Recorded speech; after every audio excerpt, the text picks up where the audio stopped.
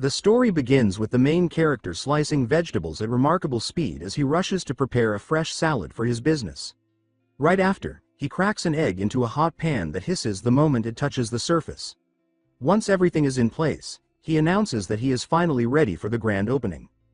At a distance, a group of men in suits watches his food truck, noting that he seems only minutes away from starting service.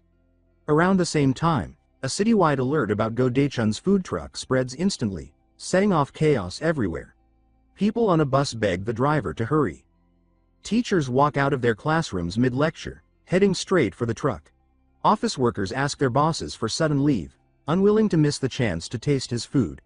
Inside a monitoring center, someone stares at a screen in disbelief as the crowd number jumps from 100,000 to more than 1 million. Seeing the growing frenzy, a mysterious woman decides she must move now before it is too late. She insists that this time she will not let Deok-chun slip away. Soon, countless girls begin sprinting, driving, and doing whatever they must to reach the food truck. One young woman in particular looks overwhelmed with anticipation as she makes her way through the streets. The tiny food truck has somehow become the focal point of nearly the entire city. And there he stands, saying that for once he is not late to open shop. His earlier preparations turn into a lineup of dishes so varied and flavorful that even the ratatouille critic would be struck silent.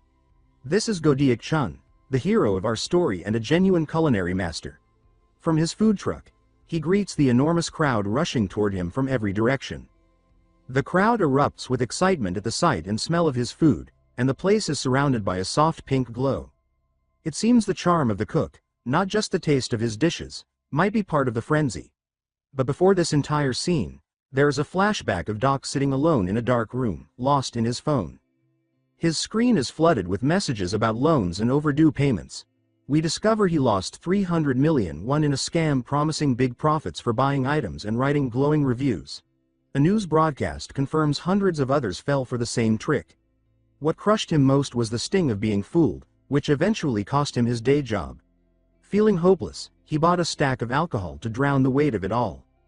That night he wandered the snowy streets, drinking alone, getting more and more wasted.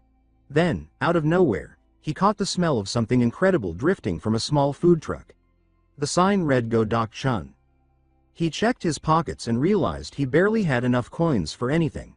The cook noticed his gloomy expression and asked him why he looked so down. But the drunken man snapped back, telling him not to act like he understood his problems. He glared hard at the chef, suspicion and resentment filling his eyes. The cook, wearing a bandana labeled Deok-chun, simply laughed and offered him free takoyaki, assuming hunger was the real issue. Our main character practically drooled at the scent, even while doubting the stranger's kindness. Still, he took a giant bite of the warm, juicy octopus ball. The moment it touched his tongue, the flavor hit him like a cosmic explosion.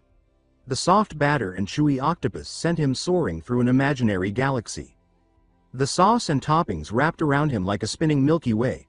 He felt as if an entire universe melted inside him, warming a part of his soul he thought he had lost. The comfort was so overwhelming that tears rolled down his face. With a playful tone, the chef asked what he thought. Crying openly, the man said that he wished he could make others feel exactly what he was feeling at that moment. Sensing the fire in his eyes, Deok-chun asked him what he was waiting for. Smiling kindly, the chef invited him aboard the food truck. 3 years passed, and the young man worked tirelessly to repay Uncle Deok-chun's kindness. He keeps a photo of his mentor in the truck, always feeling like the debt in his heart can never truly be paid. The old chef's scoldings still echo in his memory, a constant guide. So he vows that the name Uncle Deok-chun will become famous across the country. Meanwhile, in a luxury district, a high-end restaurant bustles with waiters preparing for an exclusive guest. 2 employees whisper among themselves, wondering if anyone could really rent out an entire 3-star restaurant. That guest is the only daughter of the Se-hee group, the richest conglomerate in the world. Her name is Se-hee, and an army of chefs and waiters stands ready to serve only her. On their phones, images show her flying to school by helicopter and renting private islands for an afternoon break. The staff envy her extravagant life. Yet her expression as she cuts into her meal shows nothing but frustration. Every move she makes is judged by those around her, and the emptiness of her routine weighs on her. The dishes set before her have no sincerity, only luxury, only money. Then something unthinkable happens. she suddenly throws up food prepared by one of the world's top chefs. Wiping her mouth, she realizes wealth cannot fill the hollow space inside her. She sets her fork down, feeling trapped in a glass box. She closes her eyes, sensing herself fading piece by piece. Back in the present, the city's traffic crawls to a halt. Inside her car, Se-hee says she cannot breathe. The driver asks if she wants the window opened, but she simply smiles and writes sorry on the glass before stepping out. In a moment of daring grace, she leaps across cars and escapes her driver. Desperate, the man calls Chief Kim to report that the young miss has run away.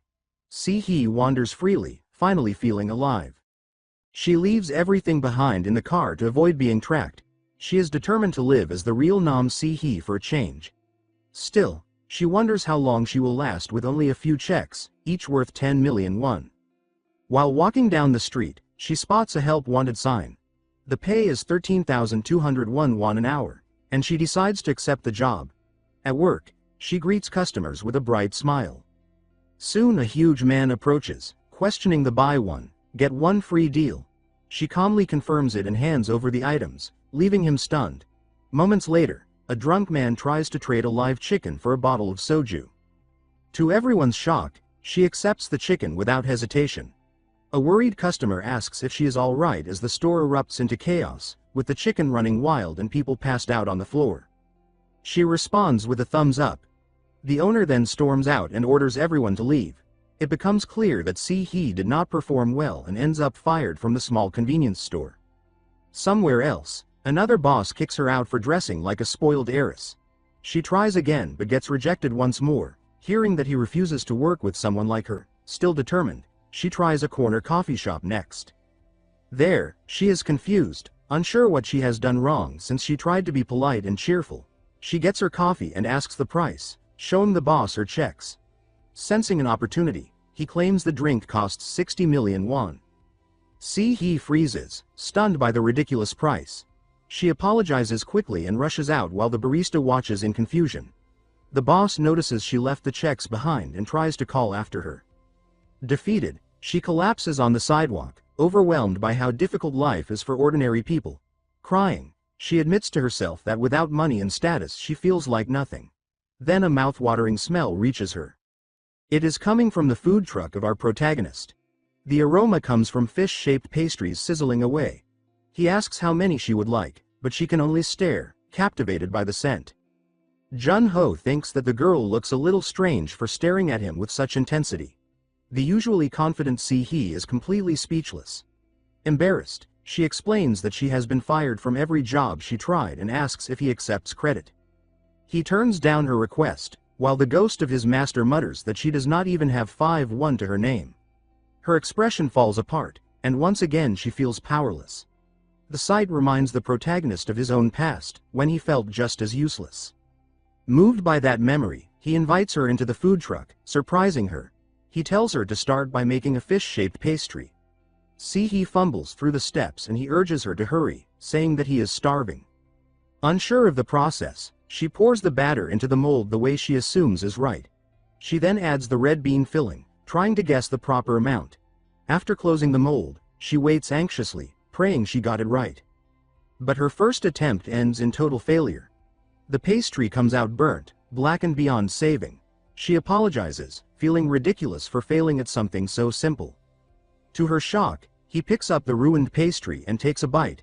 He says that it is still edible, then hands her a single coin as payment for her effort. After that, he asks whether she wants to work with him, since she has no job. The heiress hesitates, thinking over this sudden offer. When she does not answer fast enough, he says that she does not have to accept. But Se-hee then grabs his hand with the coin in it and accepts with great enthusiasm. She calls him Miss Deok-chun in her excitement, thrilled to finally have something resembling work. When the day ends, she beams as she thanks a customer. With her help, Jun-ho manages to sell out the entire food truck's stock. She then asks eagerly if she was helpful. He becomes awkward, unsure how to respond. He shows her the box of burnt pastries she made and tells her it was just average. Se-hee sighs in relief and promises she will do better tomorrow. He thinks that it does not matter what she calls him, as long as he can make his uncle's name known across the country. Seeing she is cold, he offers her his jacket for the walk home. The simple gesture touches her deeply, and she presses the jacket to her face. Meanwhile, the ghost of Uncle Jun-ho is overjoyed, proud of the protagonist for acting like a gentleman. Back at the truck, Jun-ho offers to give her a ride. An awkward silence settles between them. Then Se-hee admits that she finally found a job but has nowhere to sleep. The revelation shocks both him and the old ghost. He cannot believe the truth. He never imagined a girl dressed like a celebrity might be homeless. He offers her the day's wages and tells her to find a place to stay. She blushes a deep red when he gives her the money. Watching her, he thinks she really knows how to make someone worry. With no clear plan, he simply drives the truck for a while. For dinner, he prepares ramen for her. He explains that ramen is all they have at the moment.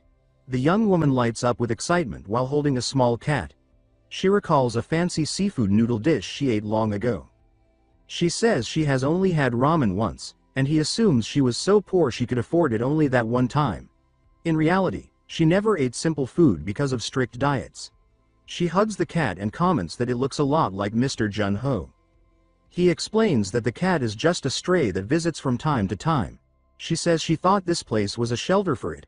But he reveals that this is his home, catching her completely off guard. When the ramen is ready, he hands her a bowl. She takes one bite and her eyes shine at the flavor. She devours the food and says it tastes incredible, which leaves him embarrassed. She adds that the noodles are spicy yet soft and asks how he achieved that texture. His secret appears. He beats an egg with a little milk to create a smooth mixture. Then he mixes the cooked noodles thoroughly in the bowl so each strand is coated. Finally, he pours the broth carefully, completing the dish. With her stomach full, she thanks him, saying she cannot remember the last time she ate so much. When it is time to sleep, she says she will stay on the floor so she does not overstep. He closes a curtain and says they can share the space without any problem. Lying down, she asks if he feels cramped, but he claims he does not. The ghost uncle mutters that she is the perfect daughter-in-law and calls the protagonist a fool for not realizing it. Se-hee thanks him for the day, saying she wanted to feel capable on her own, and that he is the first person who ever believed in her. She says that for the first time she lived as the real Nam Se-hee instead of the rich girl. Because he gave her such a precious day, she promises she will change his life.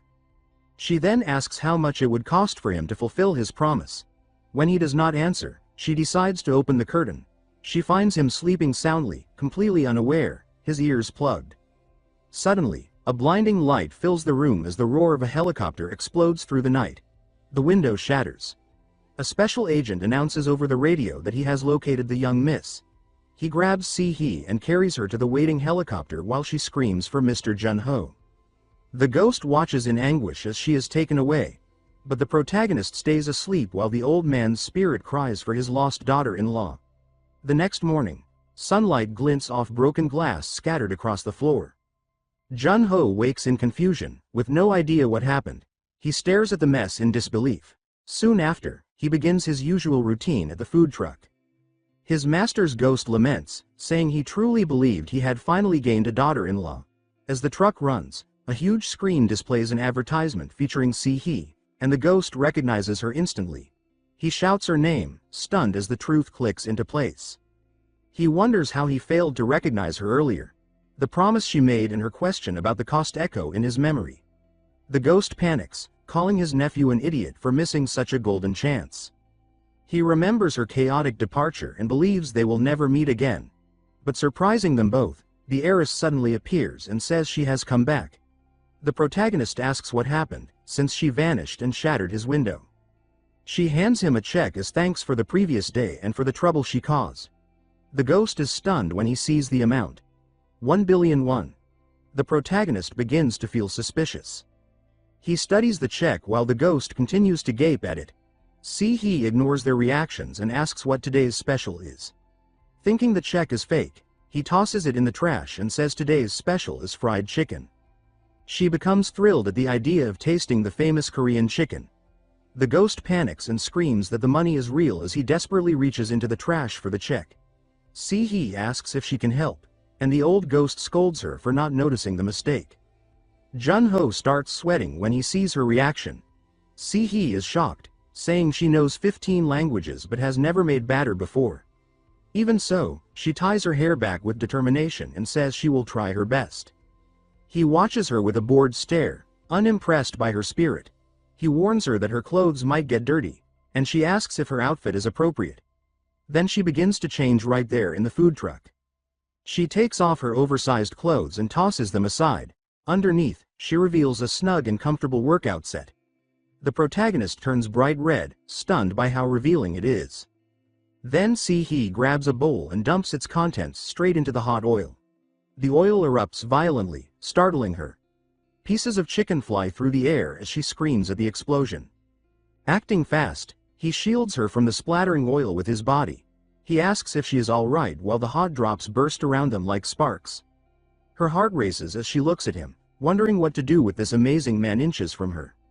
She whispers his name, completely hypnotized.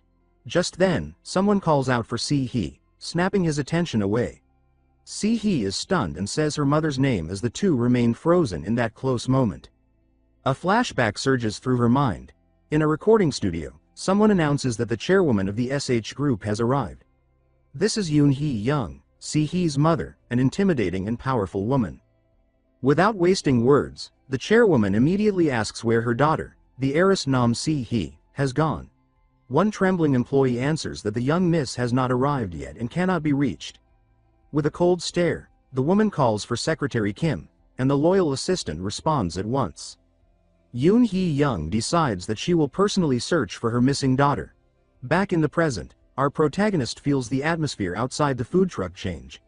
Uncle Deok-chun, Ghost, panics when he realizes that the chairwoman of the SH group herself has appeared. Several men in suits suddenly surge forward and move to restrain Deok. He is subdued in seconds and forced to kneel in front of the formidable chairwoman. Secretary Kim, standing tall and intimidating, asks if she should deal with the man now. The chairwoman orders everyone to calm down and says that she will listen to what they have to say first. Sitting in an imposing chair like she owns the world, she announces that she will hear him out, regardless of what kind of excuse he offers. She even adds that these might be his last words, which terrifies Jun-ho. Jun-ho explains that he and Se-hee only work together, insisting that there is nothing more between them. The heiress backs him up and says that her mother should believe what he is saying.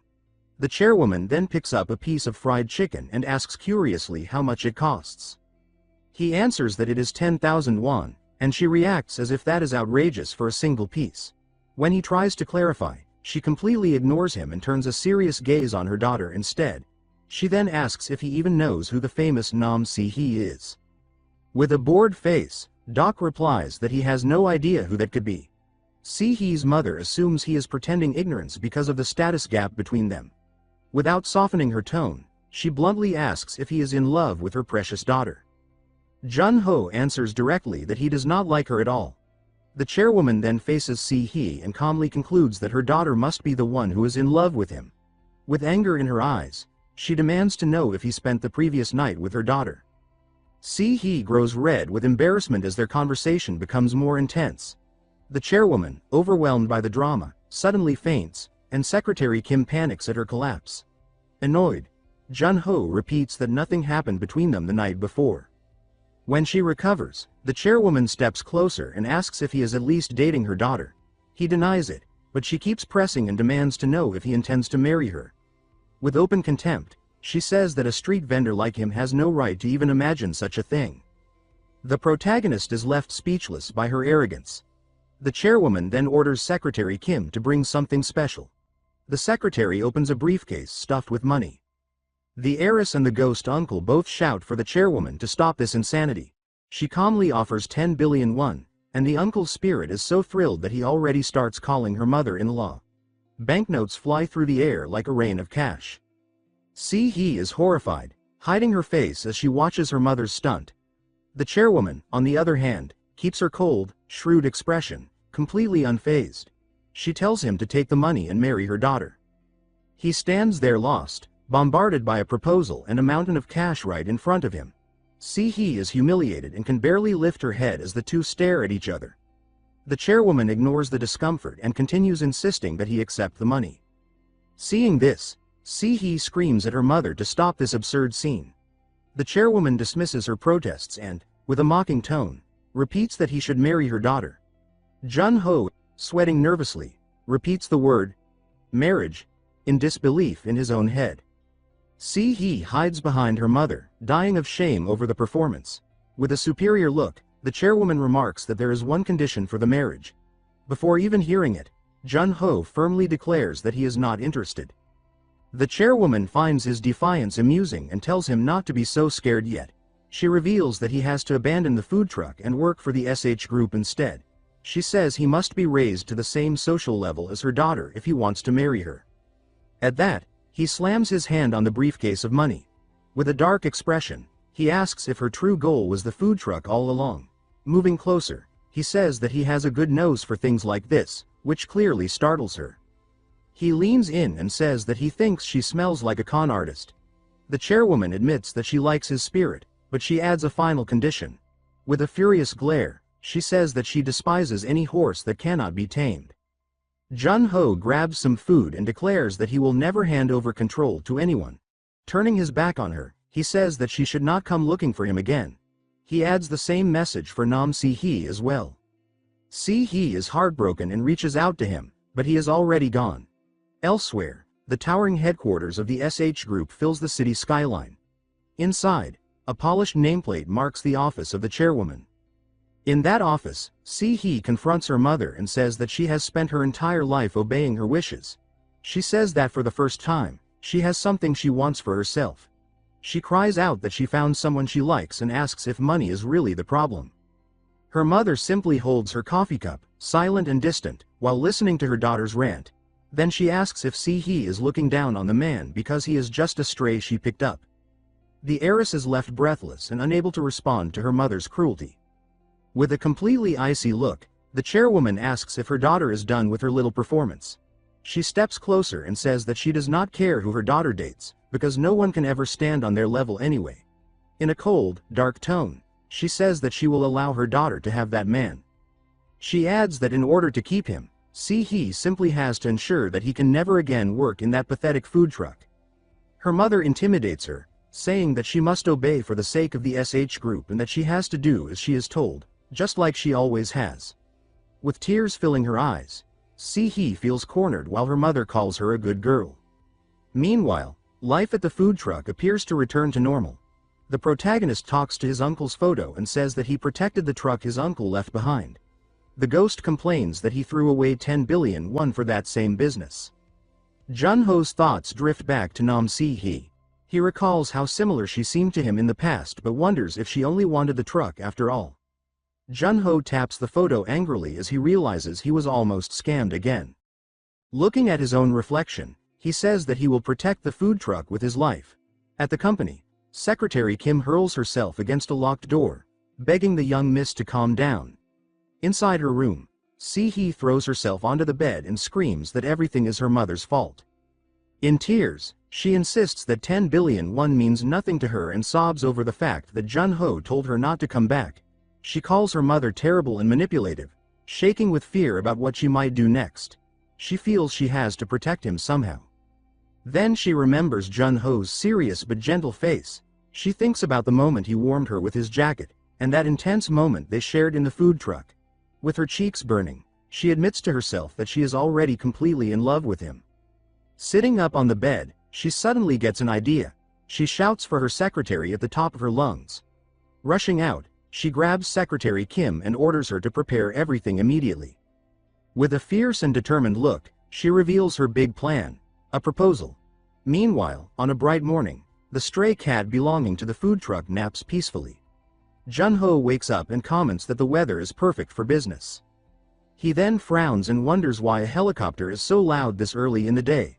Looking up, he sees a helicopter airlifting his entire food truck into the sky. He freezes, unable to process what he is seeing. Then reality hits and he screams that his truck is being kidnapped.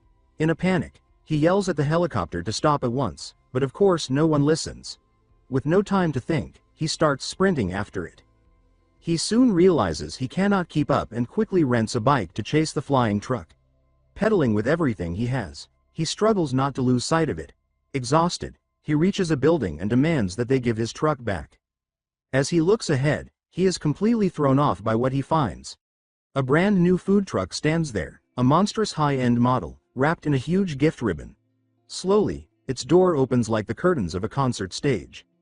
To his astonishment, Se-hee appears inside, wearing a dazzling wedding gown. She calls his name with a loving gaze and a radiant smile. She says that she prepared all of this wholeheartedly, just for him. She happily tugs on the giant ribbon around the truck while he stands there speechless. On the side of the vehicle, the words "SH Dining Cruise" are written in elegant golden letters. She proudly says that this is an ultra-luxurious food truck built especially for him. She steps closer and says that from now on, the two of them will be together in that place. Furious, he slams her against the wall and demands to know what she has done. A flashback then shows Se-hee in a kitchen, wearing an apron and looking like a housewife. She tries to chop vegetables but clearly has no talent for it, until someone steps in to help. She reacts with surprise when a pair of hands gently guides hers. Jun-ho appears behind her and assists her, holding her hands with care. He tells her in a soft tone that he already warned her not to do anything risky. Flustered, she answers that she only wanted to be helpful to Mr. Jun-ho. Doc embraces her and says that her presence alone is already a gift. In an intensely romantic moment, he confesses his love and they share a passionate kiss. But it all turns out to be just a dream. In reality, Se-hee is leaning in and trying to kiss Secretary Kim. The secretary pulls away, confused, and asks what is so great about that man. She then remembers that the young Mrs. Simplest assets are worth around 900 billion won. On top of that, Se-hee owns a hidden art collection valued at 30 trillion won, as well as a private space station and fleets of secret submarines.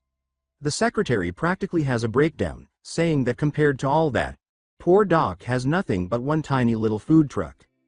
Se-hee explains that Jun-ho filled an emptiness inside her that nothing else ever could. She says that out of everything she owns, not a single thing was truly something she wanted. Now, for the first time, she has something she genuinely desires, and she declares that she has no intention of losing it no matter what. She thinks that the moment with him in the food truck felt like pure magic, a moment where her status did not matter at all. She believes that in that tiny space she discovered a kind of happiness that money can never buy.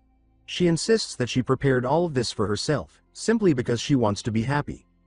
She adds that, of course, she also intends to make Mr. Jun-ho the happiest man alive. Comparing herself to Cinderella, she promises that she will change everything for his sake and turn him into a real prince. She says that he should not worry, and that all he has to do is step into the glass slippers and come to her. Her fairy tale shatters the next second when she is brought back to reality. Jun-ho casually crushes the glass slippers under his foot without any hesitation. With a dark expression, he reaches out, moving in closer.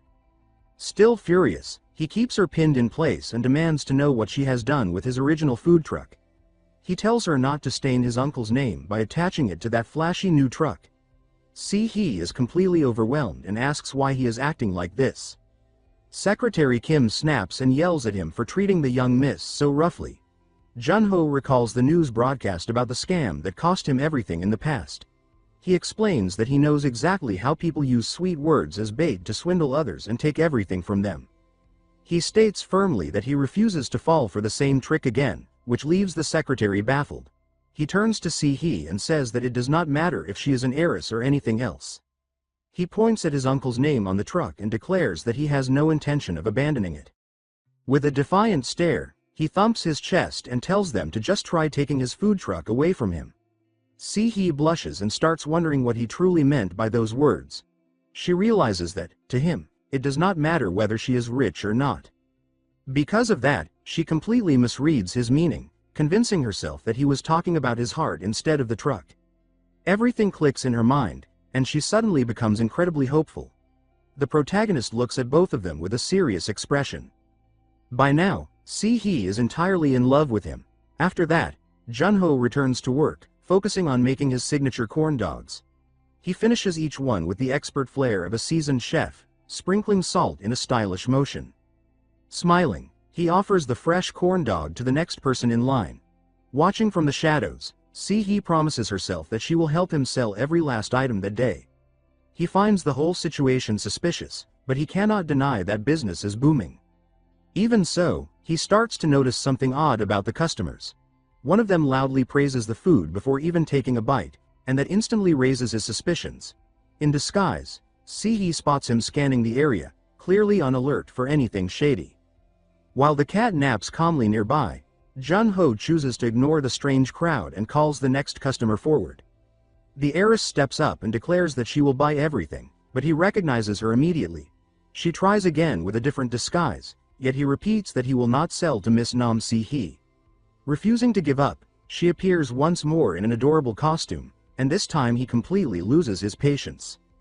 He calls her stubborn and yanks the oversized kitten head off her. Frustrated, she asks why he refuses to sell food to her. She insists that he should at least give her a chance, while he questions the basis of her confidence. Se-hee raises her voice and asks what she has to do, saying that she is willing to do anything. Jun-ho seems to mull over her words for a brief moment. Then, without warning, he suddenly pulls her into a hug. She is stunned by his unexpected gesture. Blushing hard, she starts panicking internally, convinced that she is not ready for this kind of moment.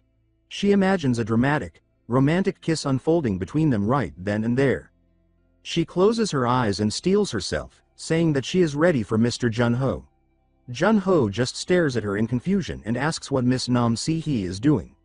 It turns out he was only trying to tie an apron around her waist and has no idea why she is reacting that way. He tells her that if she wants to eat, she has to earn it like everyone else. Fired up, the heiress changes outfits and accepts his challenge, thrilled at the chance to work with him. He is irritated by her extreme enthusiasm, so he simply tells them to get started, and she agrees, though a little deflated. On the job, the heiress diligently serves customers while someone quietly snaps pictures of her from the sidelines. In one photo, she beams with joy while trying to drizzle sauce on a corn dog, but the sauce completely misses the target. In another, she nearly causes the fryer to explode, sending Jun-ho into full panic mode. After all the chaos, she finally gets to taste a corn dog that she made herself. The last photo captures the two of them at the end of the day, sharing a very sweet and charming moment together.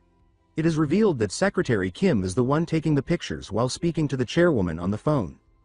The look in the secretary's eyes shows that she is plotting something against the protagonist. In another scene, back home, his phone will not stop buzzing with notifications. Stepping out of the shower, Jun-ho wonders who is sending so many messages. It is Se-hee, repeatedly asking him out on a date, but he chooses to ignore her and leaves all her messages unread. He decides he will keep ignoring her, yet the phone keeps vibrating non-stop, driving him crazy. Annoyed, Jun-ho finally heads to his computer and opens a new email that has just arrived. Seeing the result in the email, he shoots up from his chair with his laptop in hand. At his food truck, he celebrates loudly because he has won the auction for the amusement park vendor spot. Soon he is there at the park, preparing ice cream with impressive skill. The swirl of ice cream, the chocolate syrup, and the bright red cherry look irresistible, becoming the highlight of the day. The protagonist then says that everything is ready and that he can finally begin. But he finds it strange, because the amusement park is completely empty. To make things worse, opening time has already passed and not a single customer has appeared. He wonders if the reason is the weather, thinking maybe it will rain. Then Se-hee suddenly materializes behind him and licks the ice cream he is holding. With a smile, she says his name and tells him she is glad he finally arrived. He is stunned and asks how she managed to find him. A light goes on in his mind, and he begins to suspect the truth. With narrowed eyes, he asks if the amusement park belongs to the SH group as well. Se-hee shakes her hand in denial and tells him he is wrong. She then reveals that no other customers will be showing up today, which infuriates him. She tosses money into the air and proudly says she rented the entire amusement park just for them. She adds that if she does this for the whole month, only she will be able to buy from him. Hearing this, he realizes he is completely trapped, and she gives him a triumphant smile. Still holding him by the wrist, she cheerfully tells him to focus only on her today. She drags him through the empty park as if guiding him through their own private world. Far away, Secretary Kim watches everything unfold and says she will step in for the chairwoman. But the chairwoman replies that she will handle the orders herself and instructs Secretary Kim not to interfere. Then she asks if the secretary does not trust her. Filled with frustration, Secretary Kim clenches her fist so tightly that she punches the wall and cracks it. With fiery determination, she says she will prove her worth in her own way. On a ride nearby, she thinks that the protagonist is the root of all problems and that removing threats is her duty. She decides she must neutralize the danger before anything gets worse. She concludes that to eliminate the threat, she must seduce him. She recalls spending 5 million won on a professional dating course, feeling confident because she has mastered every relationship theory in existence. Meanwhile, the protagonist, completely unaware, is sweating nervously under her intense stare. While the ride gains speed, she says the first step is maintaining constant eye contact, gripping the safety bar in a bizarre pose as she drills holes into him with her gaze. As the roller coaster dives, she keeps staring at him without blinking. Secretary Kim screams with excitement as the ride speeds up. Se-hee laughs joyfully and shouts his name with pure happiness. On another ride, the secretary grabs him from behind, applying her physical touch technique. During a water ride, all three of them get soaked, and the secretary thinks her plan is flawless. Se-hee shouts that she is having the time of her life. Afterward, dripping wet, the protagonist sees Se-hee holding up a photo she took of the moment. She says it is perfect timing for something she wanted and pulls him by the hand. Soon they appear wearing school uniforms for a classic amusement park photo shoot. Inside the booth, Se-hee gives him a kiss on the cheek, but he stays expressionless. Her kitten headband makes her look even cuter, perfect for the date she dreamed of. On the pirate ship ride, Se-hee lets go of the bars and starts clinging to him, bouncing with each swing. Seeing this, Secretary Kim leaps from her seat and calls the protagonist a loser. But when the huge ship drops down, she loses control. She realizes her mistake in slow motion and reaches out, shouting for the young miss to grab her hand. The protagonist asks how she can call herself a bodyguard when she cannot even stay upright on a basic ride. Secretary Kim, furious, demands to know what he just said. In her rage, she grabs his arm. In one swift movement, she flips him over her shoulder and slams him into the ground. Dazed, he asks if she did not just tell him to hold her hand. The secretary then pulls Se-hee close and questions why he is unaffected by everything. She cannot understand why her seduction techniques are failing so miserably. She insists that her theories are flawless and wonders what went wrong. With Plan A ruined, she decides it is time for Plan B, gripping the ride's steering wheel with all her strength. She starts spinning it at maximum speed. Se-hee squeals with delight, enjoying the ride's extreme spin. But the protagonist becomes dizzy and begs her to stop. Her plan is simple: disorient him and then overwhelm him so she can reset his thoughts. The ride spins so violently that it becomes a literal tornado. Jun-ho and Se-hee scream in panic as they whirl around. Fed up, the protagonist grabs the secretary's wrists and tells her to stop her madness. Secretary Kim freezes because he suddenly holds her hands. He looks at her with a deep, unbroken gaze, and she feels her heart thump wildly. His firm grip and intense eye contact make her own theory backfire spectacularly. She becomes completely red-faced and speechless at his unexpected touch. He says that he is dizzy, and she wonders if she is the one falling for him instead. He tells her to let go, but she refuses, and he warns that he will get sick if she continues.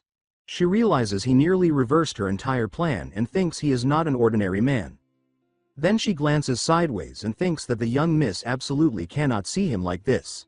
Feeling queasy at an amusement park, Secretary Kim holds her up and apologizes for the young miss's condition. It seems that Jun-ho is tagging along with them through the park. Suddenly, Se-hee becomes horribly embarrassed by what just happened. She tries to blame Secretary Kim for the loud stomach growl, but Jun-ho has already heard it clearly. The secretary reluctantly accepts the blame, but Jun-ho knows perfectly well that it was Se-hee. Secretary Kim turns red with anger and shame over the situation. The heiress then announces that she is going to the restroom and asks Jun-ho to wait for her. While he waits, Jun-ho picks up a toy gun from a nearby stall. Secretary Kim challenges him to a shooting game, proposing a bet. He gives her a bored look, clearly not very interested. He takes aim and asks her what she really wants from this. Staying blunt, the secretary cocks her own gun and says that she will be straightforward. She tells him to choose one out of two options she is about to present. She lists the first option as kicking the bucket, then reveals the second. She proposes that he fall in love with her, which leaves him stunned. Secretary Kim stands at the shooting range with the shotgun aimed squarely at his head. She calmly tells him to choose, saying that he must either die or fall for her. He stiffens with the game gun still in his hands and demands in utter confusion what she is talking about. thinking that the weapon pointed at him looks frighteningly real. She replies in a cold voice that she will permit him to like her, but only if he keeps his distance from the miss. He lowers his own gun to his shoulder and grumbles that everyone in that family seems desperate to push him away. He adds that even if she delivered a truck full of Ms. Nam Se-hee, he would have no use for her, asking them to simply cart her off. He begins to say that he would never want a woman who only cares about his truck, but before he can finish, she pulls the trigger. The sudden blast makes him freeze as he watches the projectile dart toward him, wondering in horror if she truly fired a real round. Her fury ignites as she repeats his words and shouts that he says he does not need their miss. The rubber bullet slams into him and drops him to his knees. Grabbing his upper arm, he yells that his shoulder is killing him, but when he checks under his shirt he realizes in bafflement that nothing seems damaged. She pumps the shotgun and explains that it is a rubber round used for riot control, though she adds that making him lose the use of that arm permanently is not out of the question. She leans closer and warns that this is his final chance, then demands loudly that he admit he likes her. Staring up at the barrel, he thinks bleakly that she is completely unhinged. He suddenly bolts, deciding they need to get out now. More shots crack behind him as he runs. Nam Se-hee appears ahead, waving happily and calling out to Mr. Jun-ho. He charges forward, grabs her, and pulls her into his arms, offering a stiff apology and saying that Ms. Nam Se-hee should forgive him for the sudden contact. She blushes, manages a shaky yes, and then gasps when he sweeps her off her feet and carries her away. Secretary Kim shouts that he is taking the miss hostage, as she watches them disappear, groaning in exasperation yet silently urging him to keep going. She watches his retreating figure with the miss in tow and thinks that he should run, Jun-ho. Then she straightens and decides privately that if she cannot have him, she will simply break him. Later, in a haunted school building, Uncle Deok-chun greets the pair, welcoming them and declaring that they have entered the cursed halls, not that they can see him anyway. In the dim red corridor, Nam Se-hee clings to Jun-ho's arm and asks if he has finally agreed to go on a date with her. He answers that for now she should just stay close, thinking that they can hide here and stall for time. Blushing, she whispers her agreement.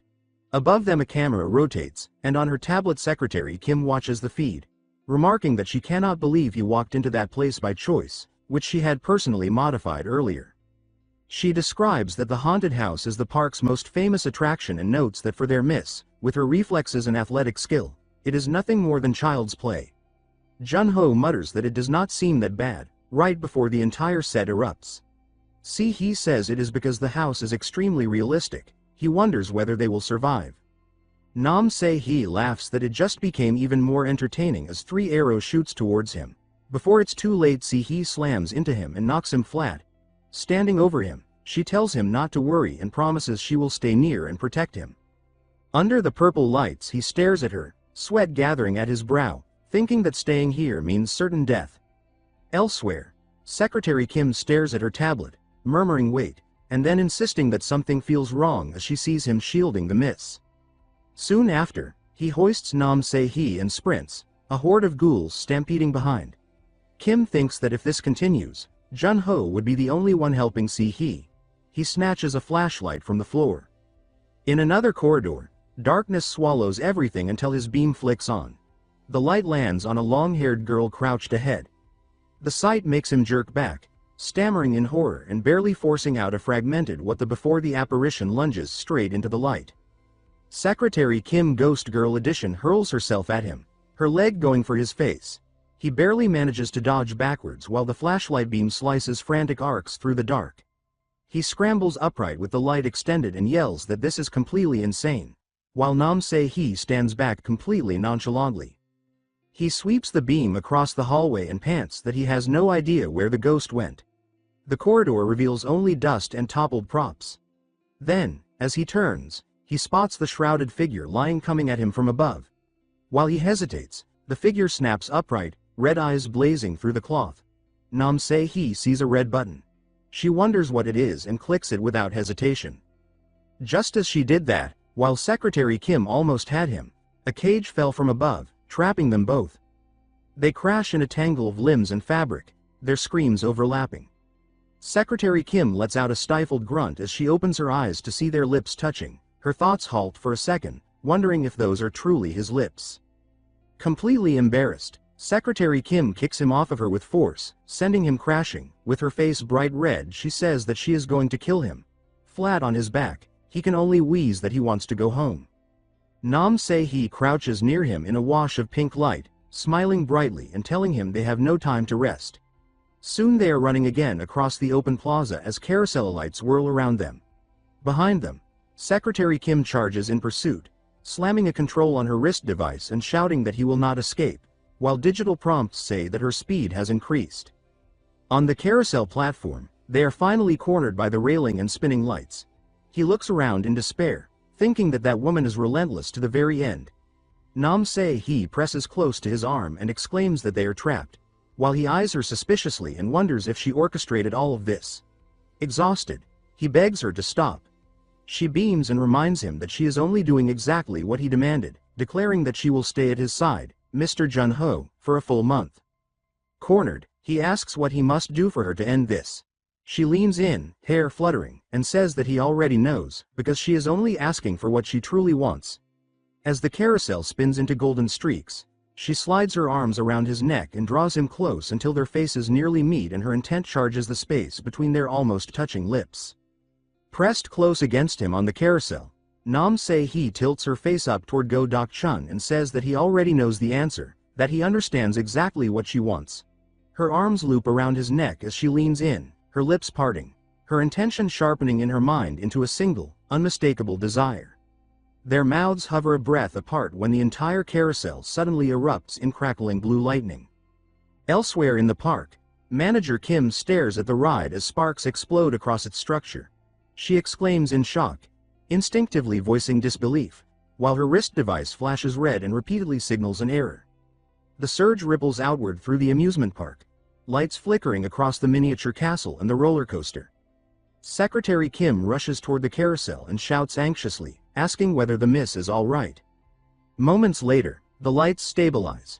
Beneath the warm glow of the bulbs, Se-hee straightens her uniform, her cheeks flushed, and laughs it off, saying that it startled them and must have been a brief power outage. She glances around and realizes she is standing alone on the platform. Confusion crosses her face as she murmurs that she wonders where he went, calling out for Mr. Deok-chun. Her voice echoes over the now silent carousel. Far away, that cry for Mr. Deok-chun lingers in his memory as he grips the steering wheel of his truck. He slams down on the accelerator, thinking that the penalty for canceling the contract will be painful, but also knowing that he cannot allow that woman to toy with him any longer. The image of the muzzle flash and the bullet flying straight toward his chest burns in his thoughts, and he frames it as a clear threat on his life, proof that she treated him like something money could control. Scenes from the haunted school attraction flash through his mind, Se-hee's delighted expression looming large, until her name brands itself in his thoughts as something dangerous. Jaw clenched, he yells into the empty passenger seat that he will never let her have her way with his truck. As the food truck races down a moonlit avenue between towering buildings, its taillights shrinking into pinpricks behind him, he lifts his eyes to the sky and silently asks his late uncle to watch over him. High above the city, in a glass-walled office, Manager Kim kneels low and apologizes, addressing the woman seated before her as chairwoman. The chairwoman stands before the window, city lights reflected across half her face, and coldly reminds her that she had explicitly warned her not to get involved. Manager Kim pleads for another chance, insisting that this time she will make sure he can never cook again for the rest of his life. Her eyes burn red behind her glasses as she adds that she can do far worse. The refusal comes swiftly. Se-hee's mother tells her not to interfere, addressing her firmly as Manager Kim, then grips her jaw and pulls her face close to reinforce the command. The chairwoman explains that they must make him leave of his own accord. Manager Kim trembles as she listens, sweat gathering at her temples. The chairwoman continues, warning that if Se-hee realizes something went wrong because of interference, she will break down again. The thought summons the image of a younger Se-hee with hollow eyes, and the chairwoman adds that it would be like 20 years ago, when Se-hee caused her father's death at a blood-splattered crosswalk beneath a red traffic light. That grim memory is abruptly contrasted by a bright video frame. A cheerful Se-hee, wearing a cap marked SH, bites into a sandwich and smiles at the camera while energetically promoting Uncle Deok-chun's food truck. She remains unaware that the past she carries is now shaping a dangerous game around the man who owns it. Jun-ho's food truck sits among the university festival booths. Inside, he watches a pepperoni pizza bake as the crust blisters and the cheese bubbles. He tastes it and murmurs that it turned out well. Petals drift through the air as he reflects that the amusement park incident was unfortunate, but at least he managed to secure a spot at the university festival. He scans the crowd and remarks that university students stir up old memories, briefly thinking about when he was one of them. He forces himself to stop, reminding himself that now is not the time to dwell on the past. A customer asks for a slice of pepperoni pizza. Jun-ho responds that it will be one slice as he turns to serve, then pauses mid-motion with a small sound of surprise. A familiar young woman steps forward and calls his name, asking if he is Jun-ho Oppa. He recognizes her as Park Yu-ri and remarks that she used to be a middle school student, though he corrects himself, acknowledging that was years ago. He adds that it feels strange to think she is already a university student, because to him she still looks the same. Yu-ri blushes as she watches him, half hiding behind the book pressed to her chest, thinking that Oppa is still the same. Jun-ho gestures toward the boy beside her and asks whether that is her boyfriend. Yu-ri panics and quickly denies it, explaining that he is only a friend, her classmate from the fashion design department, Shin Soo-yeon. Jun-ho offers her a slice and encourages her to try the pizza he made. Yu-ri hesitates and says that she is on a diet, so she will only take one bite. The moment she bites down, she reacts immediately, exclaiming that it is delicious. Her thoughts dissolve into the savory umami of oil bursting from the salty pepperoni, the fragrant spices melting together, and the layers of cheese binding all the flavors into something overwhelming. Yu-ri clutches the slice as if the taste itself is pulling at her with invisible strings. She staggers slightly, thinking in alarm that the pizza keeps drawing her in. She groans that she is supposed to be on a diet, yet her body leans forward against her will. The sensation deepens until her thoughts fix entirely on the bread. In her imagination, the crust becomes a golden tide, crisp on the outside and soft and heavy within, the savory flavor growing stronger with every bite. Overwhelmed, she blurts that it is unfair for bread to taste this good. She spins back toward the counter, cheeks flushed, and excitedly asks Jun-ho Oppa since when he has been cooking, saying it is unbelievably delicious. Jun-ho smiles behind the service window and comments that it is nice to see her eating so happily. His tone shifts as he points out that she really eats well, implying that she already finished the entire slice. Yu-ri's resolve collapses instantly, and the idea of dieting vanishes as if blown away. Jun-ho glances at her jacket and asks if she said she is in the fashion design department. He recalls that even back then, her drawings used to win awards. Yu-ri lights up and says that he remembered. He recalls how she used to pester him to buy her meals whenever she won, even though he was a poor university student at the time. In the memory, he laughs awkwardly while she flashes a peace sign beside him. She admits that she was a brat back then. Jun-ho replies that now he is simply proud that she is attending the best university in Korea. Leaning on his elbow, he tells her sincerely that she worked very hard. A voice from nearby calls for Yu-ri and Soo-yeon to hurry. Yu-ri bows and thanks Jun-ho, saying that she will enjoy the meal as she and Soo-yeon lift the packed boxes. Jun-ho lightly warns that if she eats it all by herself, she will gain weight. Yu-ri whirls back, face red, calling out to him as petals drift around her. As she walks beneath the blossoms, she turns and says that she will see him again, Jun-ho Oppa. Jun-ho watches her go and thinks with quiet relief that it is good to see she is doing well. Elsewhere, the warmth shatters as a phone vibrates in the dark. The glowing message reflects in her glasses, repeating that they must kill, must kill. The ringing stretches on as purple scales seem to close in around Yu-ri. She pleads in a trembling voice, begging again and again to be let go. Someone suddenly calls out Park Yu-ri's name, and her pupils snap back into focus as if she has been caught mid-thought. Startled, she blurts that she heard them and that she is sorry, her voice too loud for a classroom that had been half asleep. On the page in front of her, her pen keeps moving anyway, scratching out lines that look like Jun-ho. Her cheeks heat up as she quietly giggles to herself that he is handsome, the thought ballooning in her head until it feels like it might burst. Park Yu-ri's name gets shouted again, louder by the professor. Outside, she spots him and thinks in a rush that it is Oppa. The realization makes her flustered enough that she stumbles, bumping into someone and immediately sputtering that she is really sorry. A friend leans in and asks why she is acting weird today, asking if something is wrong. Another complains that Yu-ri has been like this ever since she met that pizza truck uncle, and the whispering around her turns into excited poking. Yu-ri snaps back, insisting that he is not an uncle, her face burning. Someone needles her by asking whether that kind of uncle is her type, and another friend practically vibrates, demanding that she spill everything because they are buzzing with dopamine, ordering her to explain it all from the beginning. Yu-ri's mind slips into memory. She recalls that the first flutter she ever felt was back in middle school, and she admits to herself that it was her first love. She remembers greeting him brightly, calling him Oppa as she waved. She remembers candy appearing in his hand every time they met, and she remembers him teasing that she never refused and that she was going to get fat. She remembers punching him in protest and yelling that Oppa always gave them to her anyway, while he only laughed. Those tiny moments pile up until her heart feels too full to hold them. In winter, snow drifting through the air, he had called her name and asked what she was doing outside in the cold. She had thrust her hands forward and said she came to give him a Christmas present. He had looked at it, then told her she should give things like that to her boyfriend. She had gone quiet, then called him Oppa again, voice shaking as she said that she was a high school student now. She had promised that in just 3 more years, she would be a university student. In the falling snow, Yu-ri hugs her scarf closer and asks, with cheeks red and eyes shining, whether she can confess to him when she goes to university. Jun-ho freezes for a beat, then bursts into loud laughter, his shoulders shaking as the sound echoes out into the cold night.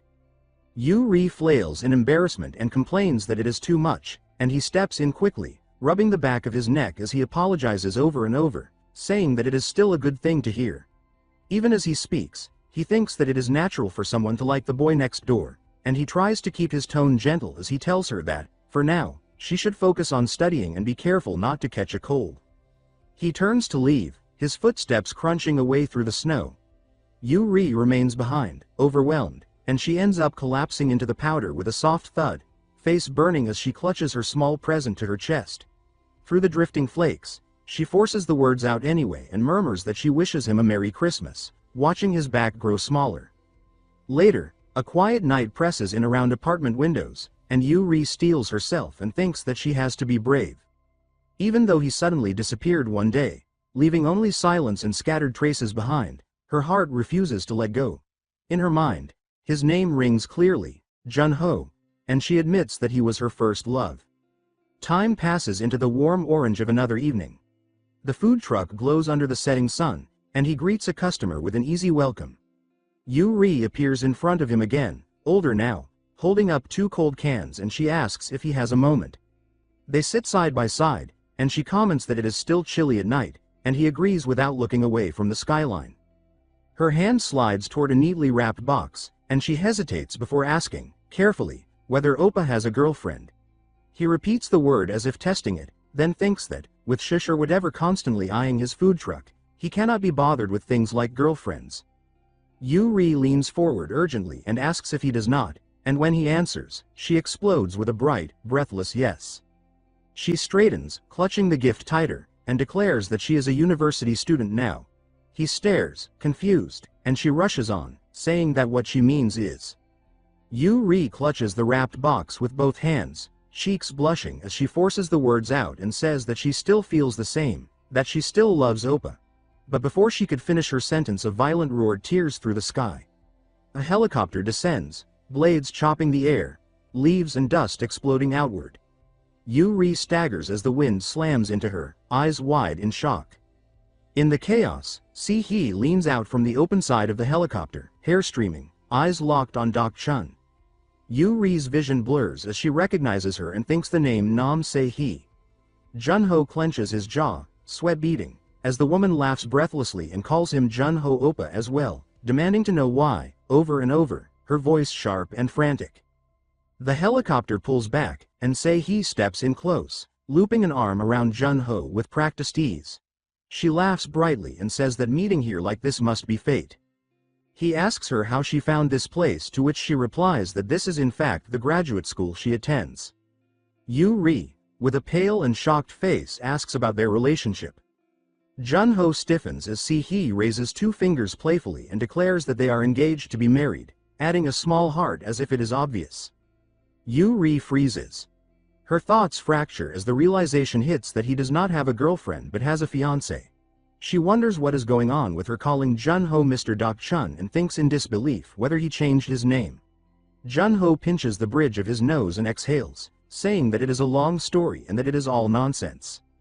Yu-ri forces a shaky laugh and asks if it is a joke, if Oppa and her are joking. Se-hee's expression hardens as she leans in and states calmly that it is not a joke, asking if there is any reason it would not work out. She studies Yu-ri's face and then asks directly whether she perhaps likes Mr. Deok-chun. Yu-ri flinches, stunned, letting out a small sound of confusion. Deok-chun turns sharply and says that Se-hee is spouting all sorts of nonsense again today. He explains that when he was a university student, Yu-ri was still a middle schooler, that they were neighbors who often met and got close. In the dark of Yu-ri's mind, the words echo. She thinks that she knows, begging him inwardly not to finish his words. As a plea not to say those things, Deok-chun finishes firmly, stating that Yu-ri is like a little sister to him, unaware of the inner turmoil he is causing Yu-ri. Yu-ri keeps turning over the thought in her head. She wonders what kind of story only the two of them share, what kind of distance exists between them, and why, of all people, that person has to be Se-hee. The realization makes her chest tighten with anger. With a voice already cracking, she mutters that she will head out first because of an assignment. She adds that she will see him later and calls him Oppa, then bolts away without looking back, leaving Jun-ho standing there with Se-hee. The scene fades and shifts to the following day. Near Jun-ho's food truck on the university campus, his cat lounges close by. Se-hee approaches with an exaggerated puppy-like expression and says that she is hungry. Jun-ho lifts up a slice of pizza and asks her if she likes pizza. She replies that she once ate pizza at a 3-star Italian gourmet restaurant, but she did not like it at all. Crossing his arms, Jun-ho tells her that means she has never actually had good pizza. Se-hee lights up at that and excitedly tells him to make her a delicious one, then. Jun-ho, however, has something else in mind. He hands her an apron, and she asks if she really has to work for it.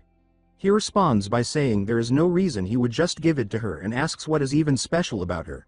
She immediately starts listing her features, saying that her eyes are pretty, her nose is pretty, and continues on until Jun-ho is clearly fed up with her antics. He tells her to focus. He explains that pizza starts with the dough, though they will be using dough that has already been fermented. While he talks, Se-hee casually munches on one of the ingredients, prompting Jun-ho to scold her and tell her not to eat it. He begins the first step by sprinkling flour over the dough and spinning it to spread it evenly. Se-hee, meanwhile, messes around and pokes a hole straight through her own dough. Jun-ho reaches out, takes her hands, and guides her movements, explaining that stretching dough by hand is harder than it looks. The closeness makes Se-hee blush, and she quickly asks what the next step is.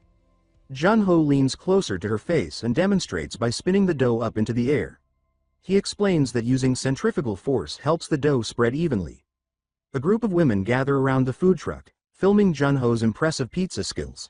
He then tells Se-hee to try it herself, but when she does, the dough and ingredients go flying everywhere. Afterward, they add the toppings and slide the pizza into the oven for 10 minutes.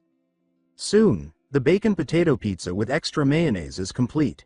Se-hee takes a bite and clearly enjoys it, describing how the fluffy, chewy dough fills her mouth. She says that the bacon and wedge potatoes burst with flavor, cutting through with the tangy acidity and spicy kick of the special tomato sauce. At the end, she adds that the cheese and mayonnaise smash everything together, making it feel like she is committing a sin against her body. Even so, she admits that the dopamine rush will not stop and that it tastes insanely good. She then tells Jun-ho to look at her, and once again she starts fooling around, this time with strings of cheese. Jun-ho lets out a tired sigh. Just then, someone asks for a slice of the potato pizza. He quickly packs a piece and says that the timing is perfect since it was just baked. When he mentions that it will cost 3,501 won, the woman asks if he is really going to charge her. Jun-ho looks confused until the woman smiles and calls him by name. He finally realizes that the woman standing there is Park Yu-ri. Se-hee clings to Jun-ho's arm and remarks that the woman is the same one she saw the day before. Yu-ri glares up at Se-hee, thinking that she cannot just sit back and let her steal her oppa away. Jun-ho apologizes, saying that he did not recognize Yu-ri because she has changed so much. Yu-ri twirls her hair and shyly asks if it is too short or looks strange. Jun-ho tells her that she looks pretty, and Yu-ri gets flustered, thinking it is unfair for him to say it so casually. At the same time, Se-hee asks Jun-ho if she looks pretty today, only for him to bluntly reply that she does not. Yu-ri becomes irritated, feeling that Se-hee is ruining the moment. She pulls Jun-ho's arm closer to her chest and says that she will help him. Se-hee immediately does the same, claiming she is much better at this than Yu-ri. Before things can escalate further, Secretary Kim appears behind Se-hee and reminds her that she has a meeting with her academic advisor. Se-hee cries out for Jun-ho as she is dragged away, while Yu-ri happily waves goodbye, pleased that she now has Jun-ho all to herself. Jun-ho tells Yu-ri that he will pay her wages in pizza. She tells him to stop joking around, but he pokes her nose and says he is serious, explaining that it is the owner's decision. Flour from his glove smears across her nose, and she complains that she spent a lot of money on her makeup today. Hearing that, Jun-ho becomes worried and reaches out to brush the flour away. Yu-ri suddenly smirks and shoves his face into a tray filled with flour, leaving his face completely white. She jokes that his makeup turned out great and teasingly calls him a powder monster as she holds up a cloth to clean him off. While wiping his face, she casually asks about his ideal type. Jun-ho admits that he has never really thought about it. After a moment, he has a realization and convinces himself that he likes everything opposite of Se-hee. He answers that he probably likes short hair and bright colors, that he is not a fan of very pale skin, and most of all, someone who lives earnestly on their own without relying on money or connections. Inside his head, he adds that as long as it is not Nam Se-hee, it is fine. Jun-ho then asks Yu-ri why she suddenly brought up his ideal type, but she throws the cloth at his face and tells him to wait a second. It dawns on her that her hair is short and brightly colored, that her skin is not pale, and that she works hard on her own. She realizes that she perfectly matches his ideal type. With a loving smile, she is about to say that his type is her, when a mysterious person suddenly speaks up, saying that she finally found her. Yu-ri freezes as the person places a hand on her shoulder and calls her name. The feeling mirrors the fear Yu-ri had earlier when she read the message on her phone. All of a sudden, someone places a hand on Yu-ri's shoulder and says that they finally found her. The smile on her face disappears instantly, replaced by a look of despair. Jun-ho pulls the towel off his face and asks if Yu-ri was saying something, but his words trail off when he notices a man standing right beside her. Jun-ho asks who the man is. The long-haired man casually replies that he is Yu-ri's boyfriend, wrapping an arm around her as he comments that she seems to have gotten prettier while he was gone. Yu-ri calls him T-wen and tells him to stop, saying that they already broke up. T-wen grabs her face and asks why she thinks she gets to decide that on her own, adding that he was only fooling around anyway. Yu-ri begs him to stop, her voice trembling as she looks like she might burst into tears at any second. Suddenly, T-wen lets out a scream, and Yu-ri's eyes fly open in shock. Jun-ho is gripping T-wen by the ears, yanking them hard as T-wen yells at him to let go. Jun-ho calmly says that he is only pulling his ears so he can hear better, since he clearly seems to have trouble listening. He then shoves T-wen aside and tells him to get lost, saying that he has crossed the line. T-wen snaps back, asking why Jun-ho is sticking his nose into someone else's business and running his mouth. Jun-ho glances at Yu-ri, who is crying, then pulls her closer and says that he is her boyfriend. Yu-ri stares at him in shock, her expression full of confusion. T-wen scoffs and asks how Yu-ri dared to meet another man.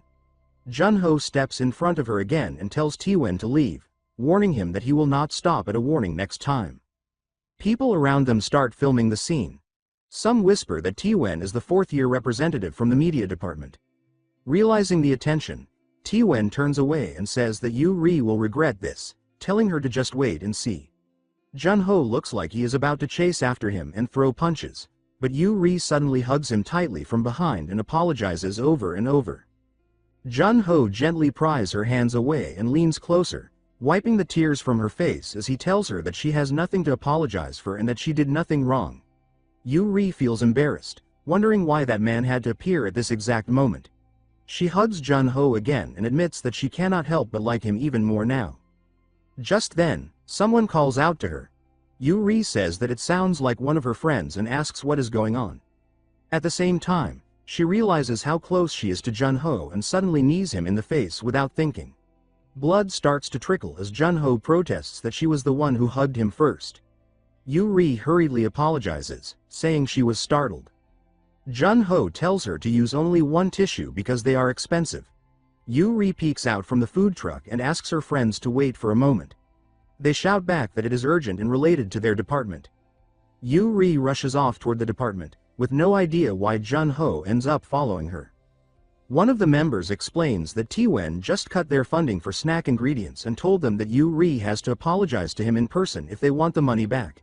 The others complain angrily, saying this ruins everything, that they cannot sell anything today or they will have to pay out of pocket, and asking why they have to suffer over something that is Yu-ri's fault. Yu-ri apologizes again and says she will somehow fix it by talking to him. Jun-ho asks whether the ingredients they already have are not enough, somehow slipping himself into their stall as he speaks. Yu-ri asks what he is talking about, and the others explain that those are leftovers from the previous day, the food they failed to sell. Jun-ho ties a towel around his head and asks why they're just standing there, telling them to get ready to sell. Before long, a huge crowd forms in front of the stall, and the food starts selling out at a rapid pace. Later that night, Yu-ri tells Jun-ho that he was incredible and asks what kind of magic he used. He explains that festival stalls always sell the same things, like fish cakes, sundae, sausages, rolled omelets, and chicken skewers. But he adds that changing the menu even slightly can turn it into something new. He explains that by taking a regular kimchi pancake and adding bacon and cheese before grilling it, it becomes a sweet and salty combination. Bacon cheese kimchi pancake, along with condensed milk cheese corn pancake. One of Yu-ri's friends calls out to ask if the food for table 39 is ready. Yu-ri replies that she is bringing it now. As she carries the dishes away, she looks back and smiles, thanking Jun-ho again. Jun-ho wonders if he was not supposed to be selling pizza at his own stall. Still, after seeing Yu-ri's smile and the satisfied customers leaving, he admits to himself that it was not so bad. A few lingering stares remain fixed on Yu-ri's stall. Jun-ho says that he is going to the restroom. Only a few seconds after he leaves, T-Wen slips into the kitchen. Keeping his face hidden, he asks how Yu-ri can smile so brightly. He looks over the ingredients and says that Yu-ri brought this on herself, then quietly sprays something over the food. Taiwan jolts as he brushes past someone in the crowd. He dips his head, but irritation flashes beneath the hood as he turns away. Jun-ho catches his figure, his gaze snaps forward and his thoughts freeze. There is no way. Jun-ho spins around at once. Recognition sharpens his eyes as he screams that the man needs to stop. Taiwan keeps moving with the crowd, disappearing without a trace. Back at the stall, Park Yu-ri looks up from her work and asks Jun-ho what is wrong. His jaw tightens as he tells her that jerk tampered with the batter. Yu-ri stiffens and carefully asks if he means what she thinks he means. Jun-ho confirms it. He lifts a jar and explains that chili powder was dumped into the kimchi pancake mix. Yu-ri stares at the red speckled batter and exhales that it was chili powder after all. Anger simmers as Jun-ho thinks about how petty the man must be, wondering if that was really the best revenge he could manage. She points out that it is still a serious problem because those were their last ingredients. She asks how they are supposed to sell something that already looks painfully spicy. Jun-ho's arm tightens, saying that Taiwan has crossed a line by tampering with food and draws a kitchen knife. Yu-ri quickly tells him to calm down.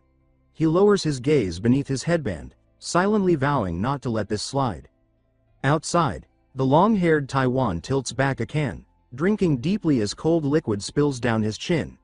He mutters that it feels refreshing and looks toward the glowing food stalls, wondering why Jun-ho has not shut down yet. Dread creeps in as he hopes Jun-ho is not actually selling that food. The answer comes fast and loud. Faces twist in pain as people cough, thrash, and cry out. Someone begs for help, another demands to know what kind of food this is, someone sobs for their mother, another shouts into a phone asking if this is an emergency, and someone screams that they cannot see. Taiwan recoils, stunned, thinking that Jun-ho really sold it and calling him insane. Then his shock turns into a grin. He decides this is even better and tells himself to enjoy watching Jun-ho get destroyed. Inside the stall, Yu-ri covers her mouth, eyes shaking as she calls Jun-ho's name and asks what they should do while the crowd spirals. A brief hush falls like a countdown, 3, 2, 1, before it shatters as a glass slams down and someone loudly demands attention. Suddenly, bottles are raised and voices shout for more beer. The food truck area erupts, noise and laughter swelling, while Jun-ho's stall remains packed. Taiwan stares through the crowd, disbelief twisting into fury. He mutters why under his breath, raging internally as Jun-ho's business somehow thrives. Around him, voices overlap as people announce it as a new menu item, complain about seating, and tell each other to squeeze together. Inside the stall, Jun-ho leans close behind Yu-ri and quietly asks how it looks. She startles. He folds his arms and smiles calmly, reminding her that he told her not to worry. Yu-ri laughs awkwardly and asks how he managed it this time, quickly adding that he does not actually have magic. Jun-ho asks if she is curious. He thinks that if it was going to be spicy anyway, they might as well commit fully. Bottles pop open, fizz filling the air as excitement builds. Over the sizzling griddle, Jun-ho works smoothly, explaining that they should make it a delicious kind of spicy, something that makes people crave drinks. He pauses, then hints that there is one more secret. Yu-ri lifts a piece with chopsticks and takes a bite. Heat explodes instantly. Her face turns red as she jerks back, screaming that it is fire and begging for help. Special mayo sauce. Thoughts tumble through the burn. The spice hurts like real fire, but once dipped into the thick sauce, the heat settles perfectly. Confusion follows as craving takes over, and her thought screams that stopping is impossible. The special mayo sauce contains 6 parts mayo, 2 parts sugar, 1 part lemon juice, 3 parts soda, and a pinch of salt. At nearby tables, customers fight over the dish like wild animals. One begs for a bite while another snarls possessively. The name spreads with the frenzy. Jun-ho's kimchi pancake with chungyang chili and special mayo sauce. Yu-ri watches, breath caught. She thinks that when she is with Jun-ho, the world feels less frightening, like she can do anything. Her heart pounds as she braces herself. He thought slips through anyway. She admits inwardly that she likes him. Jun-ho grows serious and asks what happened with the man earlier. Yu-ri explains that he was not always like that. She remembers him smiling warmly, someone who reached out when she could not fit in. Then his jealousy worsened as she began connecting with others. Eventually she ended it. Shame may have hurt him more than the breakup, because that is when the bullying began. Back in the present, Yu-ri hardens her resolve. She says she will not endure it anymore. She thinks about wanting to show her true self, not just her appearance. She rubs her watering eyes with her gloved hand, breathing about how spicy the chilies are. Jun-ho snaps into motion, grabbing her wrist and warning her not to touch her eyes. She looks up at him, caught between pain and relief, and murmurs his name. Yu-ri flails her hands and shrieks that his hands are contaminated too. Jun-ho realizes it belatedly and apologizes. Nearby, people whisper excitedly, wondering what is going on between them and if they are dating. Someone asks about the pizza guy and is immediately corrected. At a cluttered table, Taiwan slumps forward, drunkenly slurring that they are dating. He vows bitterly to see how Yu-ri lives without him. The crowd erupts in shock. Back at the stall, people squeal, teasing Yu-ri about her taste and admitting Jun-ho is handsome. Questions fly about his age and marital status. Yu-ri blushes fiercely, covering her face and thinking about what to do. She apologizes inwardly. Jun-ho admits he started the lie himself and mutters that this has gone too far. He pours drinks calmly, raises his voice, and tells everyone to relax because he sees they have questions. He announces an after-party and promises answers if they win a drinking game, calling them Little Sprouts. The chant explodes instantly as people shout for everyone to drink. The game escalates with rhythmic animal chants. Jun-ho keeps pace effortlessly, stunning everyone as the rounds pile up. Thoughts burst around him, realizing he survives 16 rounds and truly is a social butterfly. Frustration flares, and someone suggests the king's game, determined to catch him. Sticks are drawn, and the command is given that numbers 1 and 3 must kiss. Protests are drowned out by cheers. Jun-ho tries to speak while holding stick number 1 but is cut off as people demand to know who number 3 is. Denials fly. Someone admits they were briefly nervous. Yu-ri stares at the stick near her face, heart racing. She tells herself it is just a game. Yuri freezes as her gaze locks onto her stick marked with a bold 2. Confusion floods her as another kiss sound lands beside her, drawing her attention. Her face fills with swirling thoughts as she quickly turns her head to see who dares steal a kiss with Jun-ho. It was Se-hee who suddenly leaned in and stole a kiss from Jun-ho. Park Yuri could only stare at the scene, frozen in shock, unable to process what she had just witnessed. Jun-ho quickly pulled away, wiping his mouth as he demanded to know why Se-hee was there. She lightly tapped his face with the wooden stick she was holding and scolded him, saying that he was rude. She explained that she was only following the king's order. It soon became clear that Se-hee was the one who held number 3, the winning number.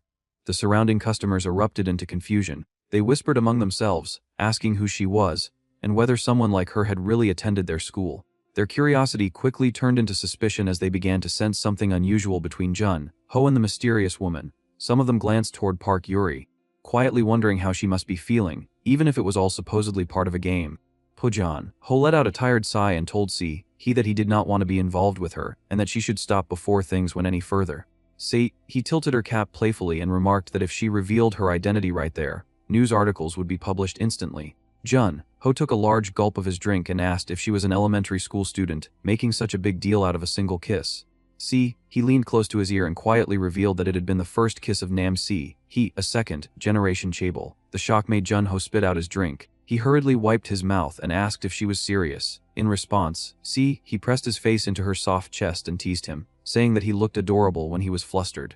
Jun-ho muttered that they would get caught if things continued like this. Se-hee grabbed his arm and insisted that they should run away. Watching this unfold, Yuri poured herself another glass of alcohol, her expression dark. She thought to herself that he was beautiful and wealthy, someone even women would admire, someone who lacked nothing. Still, she told herself she could not give up. She admitted inwardly that she had grown too fond of Jun-ho to simply let things slide. With that resolve, Yuri stepped forward and told Se-hee to wait. Se-hee turned around with a cold gaze that reminded Yuri of her mother's intimidating presence. Walking toward her, Se-hee warned that she was good at fighting. She listed her achievements calmly, saying that she had represented her school in fencing, held a level 3 certification in dressage, and was a licensed yoga instructor, among other things. She raised her fists into a boxing stance while the ghostly uncle cheered her on, claiming he would watch over her. Time passed, and the scene shifted. They now stood inside a dark classroom filled with mannequins.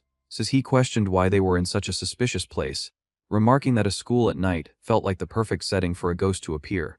Crossing her arms, she demanded to know what Yuri wanted with her. Yuri suddenly spun around with a confrontational glare, shining her phone's flashlight directly into Se-hee's face. Se-hee shielded her eyes, accusing Yuri of being cowardly. Peeking through her fingers, she realized it was an ambush. On Yuri's phone screen were countless provocative photos. Se-hee shouted that Yuri was attacking her with Mr. Deok-chun's legendary photo collection number 2-5. She snatched the phone, staring at the images with trembling hands, declaring that her heart could not take it. With a nosebleed forming, she offered to buy the collection for 1 billion won. Yuri was stunned by the amount and said she had no intention of selling. Se-hee casually raised the stakes, stating she would pay 1 billion won per photo. Yuri hesitated as she realized there were over 100 pictures of Jun-ho. She suddenly slapped her own cheek, forcing herself back to her senses. Turning serious, she told Se-hee that she would hand over all the photos, but only if Se-hee agreed to do her a favor. Se-hee's curiosity was clearly piqued. Yuri pulled aside a curtain and explained that she wanted Se-hee to wear her work. Displayed on a mannequin was a refined, elegant dress. Outside, announcements echoed through the campus, informing everyone that the pride of Yanhua University, the fashion design department, would soon begin its runway show. Students were instructed to gather near the stage, and Jun-ho watched with growing interest. The focus returned to Yuri, whose expression turned heavy. She explained that she wanted her father to see her work being applauded. She added that if Se-hee wore the dress, it would shine even brighter. Se-hee stepped closer and firmly refused. With a trembling voice, Yuri pointed out that Se-hee already had everything. She confessed that this dress was everything she had. Before she could finish, Se-hee winked and explained that was exactly why she refused to wear it. She said that if someone who already had everything took this moment too, it would be unfair. She added that she wanted to win Mr. Deok-chun through her own effort as well. Adjusting her hair, Se-hee pulled Yuri into a hug and told her to wear it herself. She positioned Yuri in front of a mirror and encouraged her to show the world how brilliant she truly was. The scene shifted to the runway show. The announcer called Park Yuri's name, signaling her to present her work. Yuri's vision blurred as nerves overwhelmed her, and she questioned whether she could truly step forward. From the shadows, Tae-hwan appeared and asked what she thought she was doing. Startled, she addressed him as her senior. He pinned her against the wall and sneered, telling her not to act arrogant. He mocked her ambitions, claiming she would soon understand how miserable he had been because of her. Yuri turned her face away, heart heavy, as he walked off wearing a satisfied grin, confident that he had crushed her confidence. Laughing to himself, he muttered that he would enjoy watching her get trampled by ridicule. Moments later, the announcer called Yuri's name again. She stepped forward hesitantly, thinking that she might ruin everything because of him. Faced with countless staring eyes, fear took over. She covered her face as tears threatened to fall. Then she heard someone whistling and calling her name. Looking up in surprise, she saw Jun-ho and Se-hee cheering her on. The support moved her deeply, and before she realized it, her feet were carrying her forward, toward the path where her oppa stood. Her fear faded away. She noticed Jun-ho giving her a thumbs up while wearing the hood she had designed. Joy flooded her heart as she realized it was the gift she had never been able to give him before. She wondered if he had brought it just for this moment.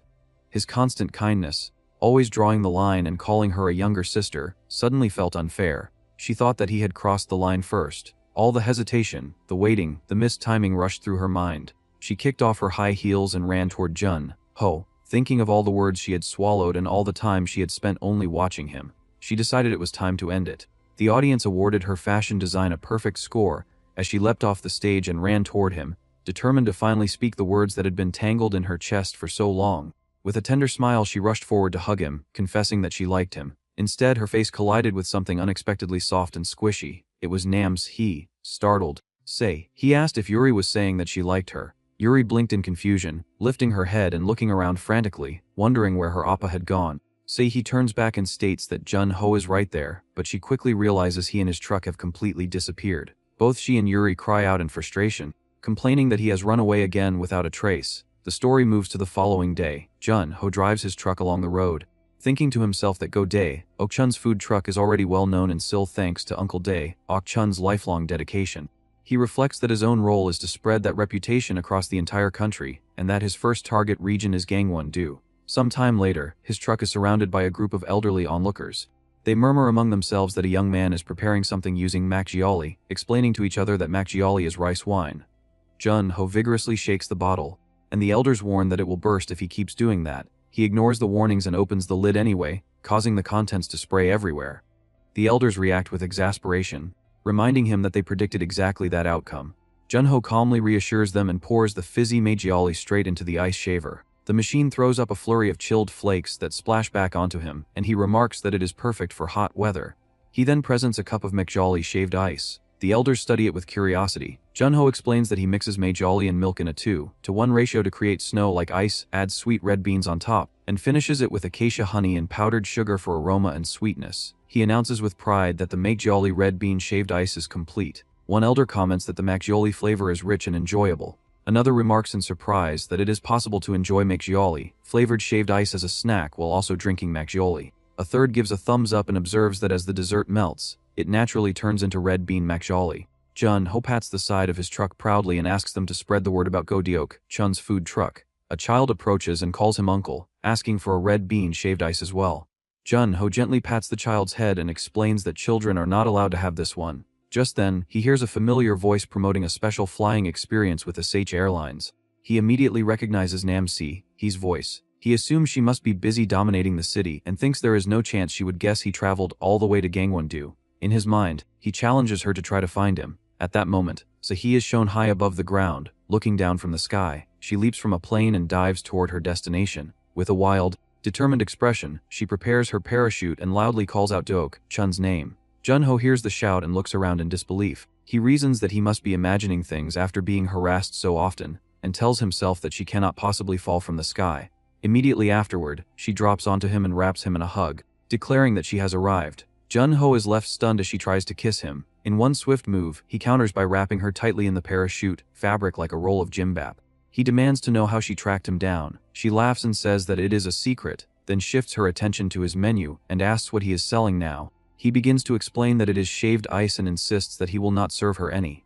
Before he can finish describing the main ingredient, she samples it herself and exclaims that it tastes sweet and deliciously cold. Moments later her vision wavers, and she asks why Mr. Deok-chun appears to look like a squid. She admits that she is not supposed to consume makgeolli and starts to feel dizzy. Jun-ho asks if she is okay and insists that he does not resemble a squid. Se-hee clings to him with a flushed face, and he mutters that he is in serious trouble. She collapses onto the ground, and he comments dryly that even her methods of sabotaging his business are impressively creative. He accuses her of doing it on purpose. Se-hee raises her hand and tells him to look closely. He is startled to see that she is bleeding. He quickly takes her to a nearby clinic. The doctor instructs her to keep the wound dry and be careful while washing. After leaving the clinic, an awkward silence hangs between them. Se-hee apologizes in a worried tone for disrupting his business. Jun-ho brushes it off and says it is fine, adding sarcastically that such dedicated sabotage almost deserves praise. In his thoughts, he suspects it might be an injury scam and jokes internally that she might be plotting to sue him and take his truck. He concludes that the injury is too minor to support such a claim, but decides he should keep her close and watch her hands carefully in case she attempts something bigger.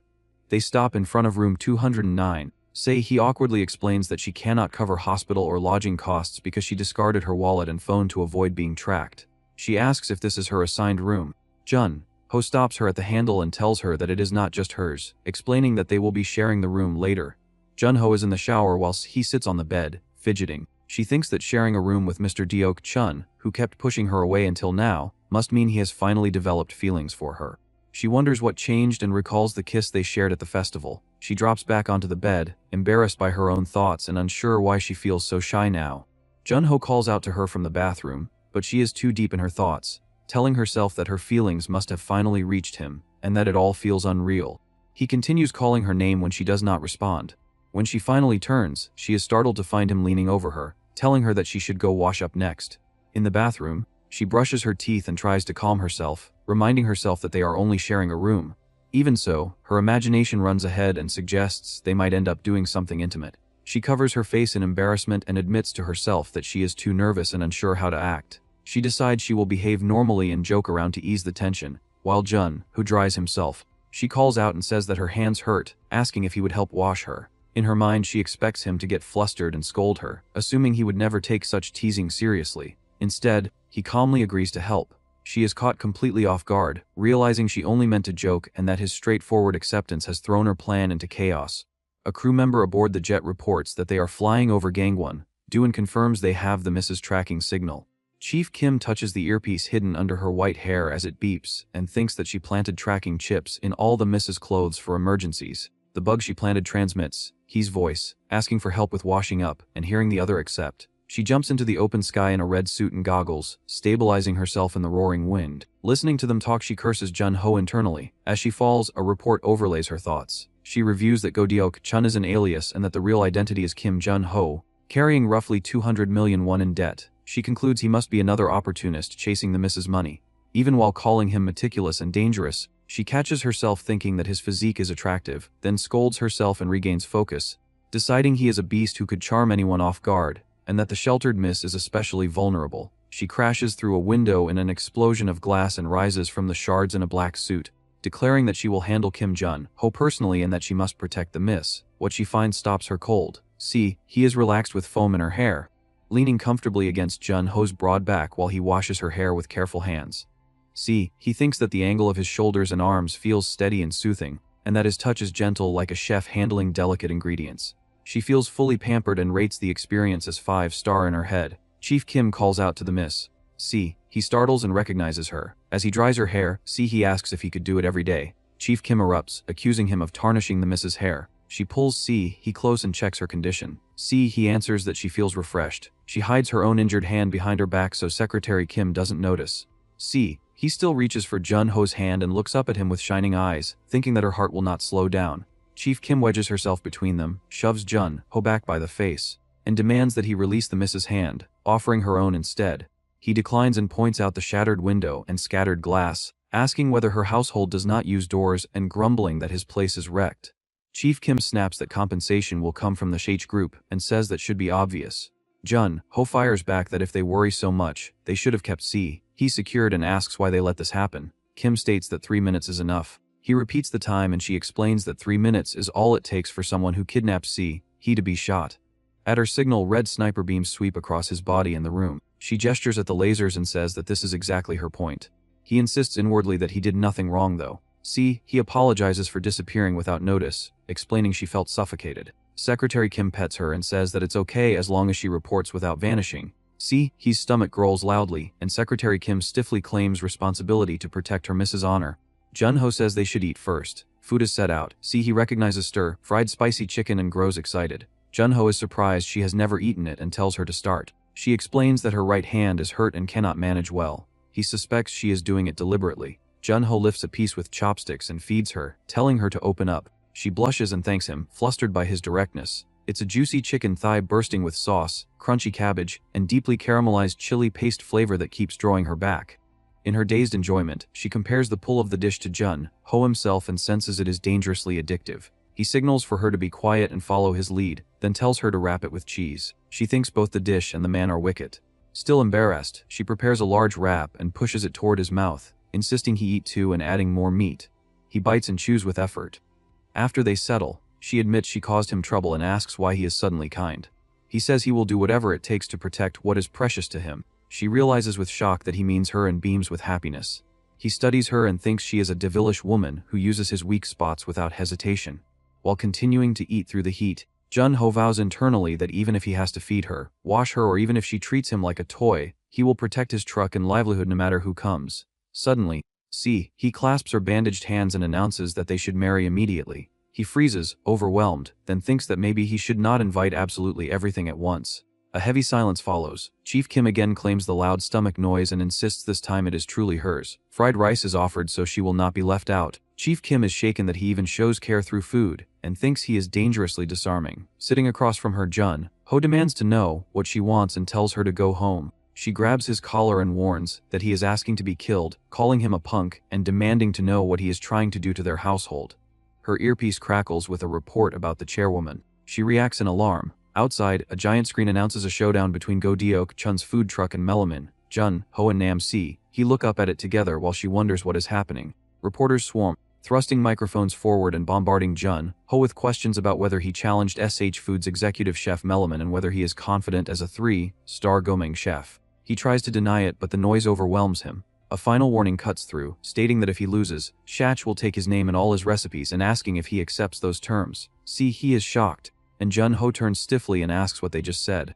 A mysterious woman stands beside a sleek luxury car. The chairwoman lifts the window shutter and states that this is not a match but an assault. She insists that Chef Min crush him completely and mercilessly so that, at the very moment he clings to his cooking, he understands how easily it can be trampled. She adds that he must learn exactly who he is up against.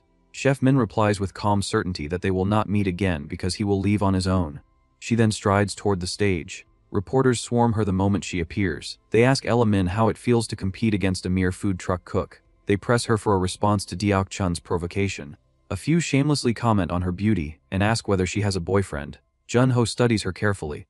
This is the woman who came openly to take his truck. Now she stands in front of him, looking at him as if measuring his worth. She thinks that he is Kim Jun-ho, the man Se-hee chose, the one whose food was good enough to win Se-hee over. A memory flashes through Ella's mind. She recalls preparing a dish for Se-hee using only the finest ingredients. Se-hee had barely taken a proper bite. That slight had burned inside her. She remembers wondering how it was possible when her cuisine was exotic, refined, impossible to imitate. To her it was the ultimate taste. In that memory, she had asked Se-hee whether she had lost her appetite, or whether something was wrong with the dish. Se-hee had replied that it was delicious.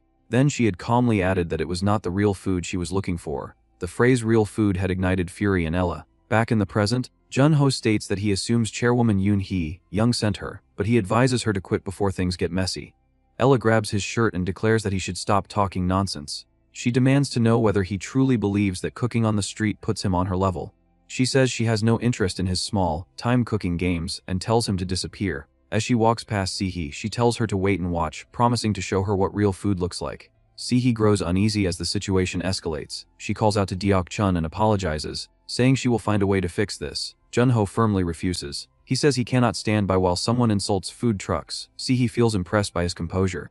Jun-ho adds that he will throw Ella's words back at her by proving what real cooking truly is.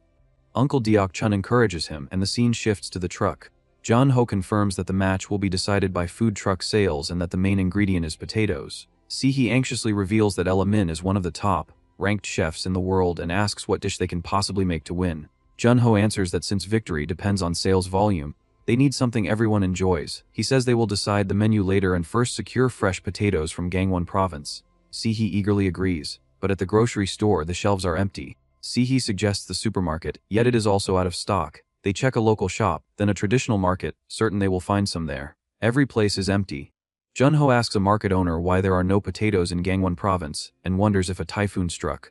The owner explains that something like a typhoon did pass through, but it was Se-hee who swept them all away. Jun-ho freezes. The owner gestures toward a line of food trucks and says he does not know what possessed them, but they bought potatoes at 10 times the normal price. Trucks drive off loaded with stacks of potatoes piled high. Jun-ho admits that they have been outplayed before the competition even began. It is a dirty trick. Nearby, a crowd surrounds Se-hee, admiring her beauty and asking whether she is married. Jun-ho shoots her a look, thinking she seems oddly entertained. She approaches him holding a single potato and says she managed to find some. He tells her that ordinary potatoes are easy to find, but compared to freshly harvested ones, they are a serious disadvantage. At that moment, someone announces that there are plenty of potatoes at his house. They turn in surprise. A boy named Taebong says he has about 100. Jun-ho's expression shifts as he asks whether Taebong truly said 100. The camera pans over a wide field, and Jun-ho remarks that there must be over 1,000. With permission granted, they rush to harvest before sunset. Time passes, the sun sinks low, and Jun-ho is nearly finished. Se-hee calls out that they have already peeled over 100 potatoes. Jun-ho notices her dress and thinks that even dressed for the field, she still looks like a city girl. She suddenly stumbles and falls awkwardly. He sighs and offers his hand, telling her to rest and warning that her injured hand could worsen. She feels touched and wraps her arms around him, asking if he is that worried about her. He insists that it is not about her but about protecting the hand. She teases that he is cute. Taebong calls out that it is snack time. They are served makgeolli and potato pancakes. Jun-ho takes a bite, curious about pancakes made from freshly harvested potatoes. The taste surprises him. He senses the natural sweetness and softness instantly. The deep savory flavor fills his mouth. He thinks it would almost be a waste to dip them in soy sauce. The ingredients speak for themselves. With potatoes like these, he believes he can win. Se-hee raises a cup of makgeolli and proposes a cheerful toast. They drink deeply, feeling refreshed after a long day's work. Then Jun-ho realizes it is makgeolli and she is allergic. But it is too late. The alcohol hits her quickly. Her vision blurs as she calls his name. Memories of their time together flood her mind, overlapping like a dream. She feels overwhelming happiness beside him. She thinks she never wants to let him go again. Then another thought cuts through her haze. She realizes that because of her mother, she cannot protect Mr. Deok-chun. Se-hee asks him if he is suffering. She wonders aloud whether loving her is difficult. In her blurred state, she sees her mother's hand gripping him, and she cries out, telling him not to leave. The scene snaps back to reality. She is lying on top of Jun-ho, tears streaming down her face. Jun-ho, confused, asks if she is alright. Her vision is clouded by tears, and she keeps muttering that he must not go away. Her tears drip onto his face as he stares up at her, deeply concerned. His eyes suddenly widen when she collapses fully against him, catching him completely off guard. A brief recap reveals what led to this moment. Earlier, she had passed out on the ground, deliriously calling Deok-chun a squid while hallucinating. Jun-ho had still needed to dig up more potatoes, yet he knew he could not leave her alone in that state.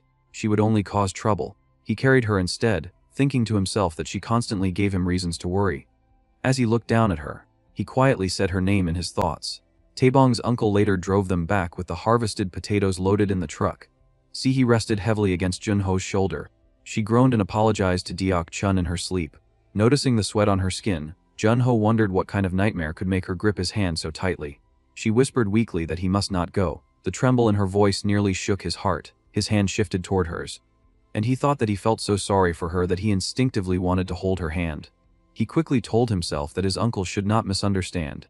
He insisted that she was just a wicked woman who happened to be drunk, and that holding her hand for now did not mean he had fallen for her. Later, Jun-ho thanked the elder for letting them stay the night. He decided to call Chief Kim to pick Se-hee up. Just then, rain began to pour. With no time to waste, he lifted her from the truck and carried her inside. There was only one mattress. Taebong cheerfully announced that he had found another pillow.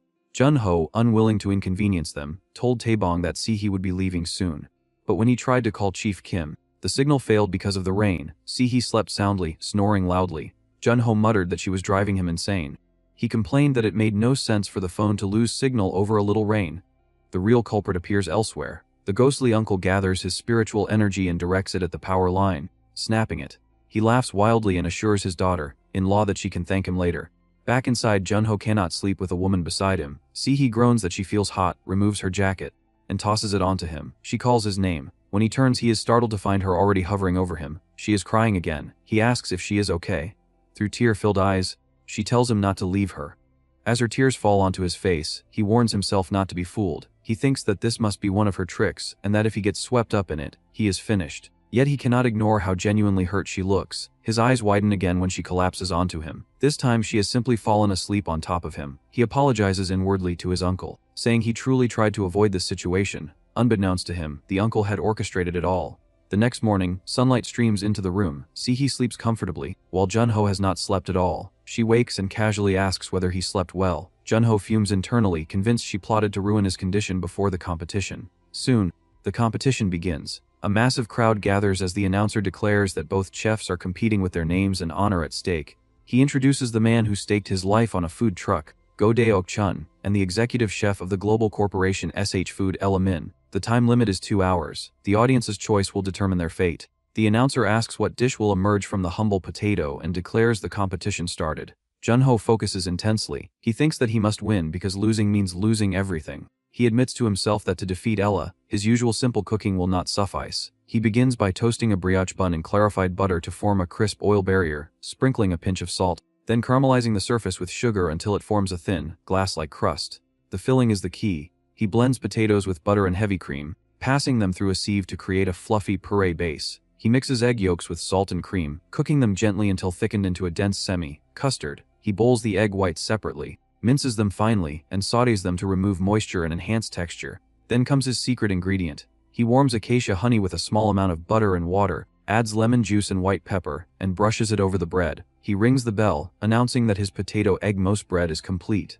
The announcer presents the dish and says that before tasting it, he will invite their special guest, Se-hee. She looks surprised. Together, they take a bite. The announcer remarks that it is better than expected. He describes the salty, savory bread as reminiscent of salt bread. He praises the delicate crunch of the thin caramelized coating and finds the combination of bouncy egg whites and rich potato mousse interesting. He highlights the honey sauce as elevating the dish. Se-hee, however, thinks differently. She admits inwardly that it tastes good but believes it is merely decorative refinement. She stops after one bite. She looks at Jun-ho with disappointment mixed with concern, wondering whether Deok-chun is afraid. Then Ella finishes her dish, a beautifully arranged truffle potato fuel. She explains that she thinly sliced potatoes, brushed them with truffle butter, stacked them and baked them into a flower-like fuel shape. The announcer exclaims that it truly resembles a flower and praises its stunning presentation. Ella continues, stating that she balanced the richness of the potatoes with lemon butter foam for acidity, added finely diced shallot confit for sweetness, incorporated bacon chips for saltiness, and finished with truffle and basil oil for aroma.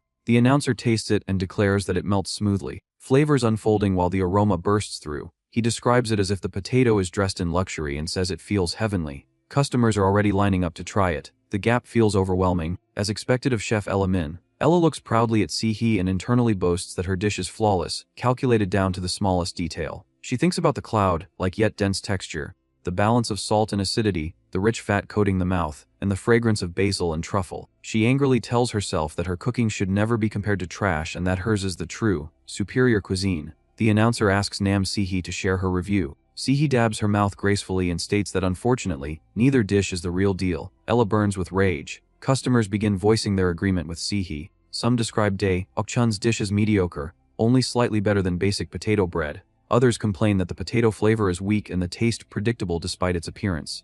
Jun-ho visibly struggles as he hears the criticism. Se-hee approaches him with her head lowered and asks whether he wants to run away. Jun-ho grips his knife tightly and demands to know if she is joking.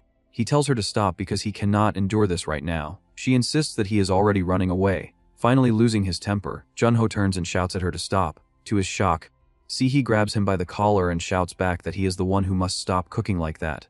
Se-hee fixes him with a cold, shaking glare and shouts that he needs to stop immediately. Uncle Deok-chun stiffens, confused, and murmurs that he does not understand what she means.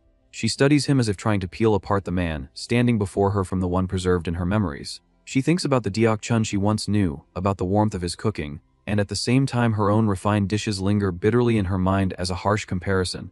Inside the food truck, Deok-chun stands over the cutting board. A knife rests nearby. He stares down at the food he prepared and wonders why he even made it. He admits to himself that this is the first genuine emotion he has felt in this truck in 3 years. He questions whether it is fear of losing or simple anger. He rejects both explanations and states flatly that he is not happy. His eyes drift to a framed photo Uncle Deok-chun. He asks himself who he really is, and who he is supposed to be. The scene pulls back to an overhead view of the competition grounds. The stage sits beneath the open sky, surrounded by a massive crowd. His uncle's ghost watching with a serious expression. Then he shouts. The weight of it presses him down on his head. A furious voice echoes in his head, screaming his real name, calling him Kim Jun-ho. His uncle slams forward against the counter and roars that he should just quit already, calling him a bastard. His eyes widen. Jun-hee breathes out the word, "Uncle," in disbelief. Yet when he looks up, no one is there. An announcement booms that 40 minutes remain and demands to know whether Uncle Deok-chun is forfeiting. Suddenly he moves. The truck speeds down a narrow road, a black SUV following close behind. Inside the car, the chairwoman leans against the window in tense silence, watching the distance swallow the remaining time. Back at the venue, the host announces that Chairwoman Jun-hee, young of Se-hee, has arrived in person and calls for applause. She steps forward like royalty under a wide black umbrella, dressed in black with pearls and a white coat draped over her shoulders. Chief Kim stands behind her, rigid and alert. Se-hee sits near the front, appearing small against the towering stage and restless crowd. The chairwoman coolly asks what happened to that man. Chef Min presents her plated dish and reports that he ran away, that he struggled in his own way, but ultimately accepted reality and understood who he was facing. The chairwoman narrows her eyes and says that she understands, adding that this is all he amounted to. She tells Chef Min that she did well and assures her that proper compensation will be arranged. But just then, his truck comes flying overhead. Then taking position nearby, Se-hee's breath falters. She stammers about the truck. Suddenly flames erupt along the side of the food truck. Equipment crashes to the ground as fire spreads, heat shimmering through thick smoke. Jun-ho apologizes and declares that Uncle Deok-chun's truck will resume shortly. Nearby, the chairwoman stiffens and remarks that this development is unpleasant. Deok-chun tightens his glove, his expression sharpening. He recalls when Se-hee shouted that he must stop. Her reaction shakes him. He realizes this is not who he used to be. He admits that he became obsessed with winning and forgot his uncle's teachings. Memories return preparing food while sharing customers' anticipation, feeling nervous as they take their first bite, watching their faces brighten with laughter and relief. He reminds himself that hearing someone say it is delicious brings a happiness no money can match. He declares inwardly that this is why he runs a food truck. He confesses that he became greedy and arrogant. He looks at the potato and acknowledges that it is already complete as it is. In a desperate, almost absurd moment, he begs for one more chance. Onlookers whisper that he must be insane for talking to a potato. Chef Melaman grips her own potato tightly and vows that she will crush him. Their knives begin to move in rhythm, blades flashing as slices fall thinner and denser. She boasts that she will demonstrate the true difference in their levels. Soon, the crowd begins shouting about glasses. Confused voices repeat the word. Then they realize that paper, thin potato slices have clung to their lenses, so transparent they were invisible. Excitement surges as people wonder how the competition will shift and what Deok-chun plans to do. He examines his result and mutters that it is a failure. Voices nearby declare that he is finished. With 20 minutes left and defeat looming, he suddenly drops whole potatoes into a cauldron of oil. Gasps ripple through the crowd. People question whether he is merely making French fries. Melamine scoffs that all that effort for fries is ridiculous. The bell rings. Both dishes are ready again. It is announced that the choice is between softer potatoes and crunchier potatoes, and that the decision will determine everything. A sharp crunch breaks the air, then another. The sound echoes loudly enough to make people flinch. Se-hee leans toward Taebong with an awkward smile and asks how Uncle's food tastes. Taebong replies with wide eyes that it tastes exactly like potato flavor, holding up a fry in disbelief at its simplicity. As he feeds her, crunching spreads through the crowd. People chant through mouthfuls that it is potato flavor, repeating the phrase while chewing nonstop. Beneath the chorus of crunches lingers the question of why this simple taste feels so overwhelmingly satisfying. Taebong cries that Nuna ate everything. Nam Se-hee stares at the final fry near her lips and wonders if it is truly just an ordinary French fry. The moment she bites, her eyes widen. She declares that this is it, explaining that she can see the dense layers created by those precise knife cuts. She says that biting into them at once releases a crisp snap like stepping on dry autumn leaves. Another customer bites in loudly and describes how the rich aroma and flavor of fresh potatoes explode in the mouth. It notes that even before the tongue fully processes the taste, the brain is flooded with dopamine as the name, Crunch Potato Freeze, flashes like a signature. The crowd surges toward Uncle Deok-chun's truck, shouting in disbelief that they are already sold out and begging for more. Someone points out that they cost only 3,500 won and insists on buying more. Another voice demands 3, then quickly changes it to 5. Deok-chun lifts his strainer high like a banner and announces that 5 crunch potato fries are coming right up.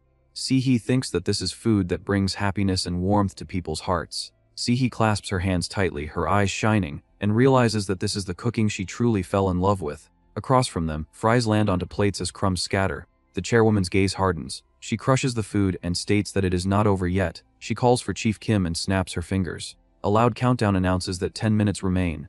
The announcer panics and asks what that is, looking at something. Deok-chun looks up in shock. He states quietly that there is no way. As SH Group's trucks rolled into view, Jun-ho immediately realized they were pulling another cowardly stunt. Men began pouring out of the vehicles, and the announcer reacted with open shock, asking what was happening and whether SH was really deploying its own employees. He starts to point out that even as the host, this clearly crossed a line, but before he can finish, Secretary Kim quietly presses a thick bundle of cash into his hands. Roh folds it once and shamelessly changes his tune, praising SH Group's corporate values and saying that even their employees were being treated like honored guests. Secretary Kim then walks away and coldly orders her men to silence anyone who objects to what is happening. With only 10 minutes left, the line in front of Chef Ella Min's food truck reverses once again, making the result impossible to predict. Meanwhile, the real customers begin voicing their frustration. They complain that this was supposed to be a fair showdown and question whether any of this could honestly be called just. They condemn it as nothing more than the tyranny of a giant corporation. Some pity Deok-chun and say that SH is only about to win by relying on dirty tricks. Others ask whether the company feels no shame. Chef Min hears those remarks while also enduring mockery caused by SH Group's underhanded tactics, and her anger erupts. She tears off her toque and storms toward the chairwoman, furiously shouting her name. Secretary Kim quickly steps in to block her path and tells her to calm down, but Chef Min angrily demands that the employees be removed at once. She declares that her cooking can crush trash like that whenever she wants.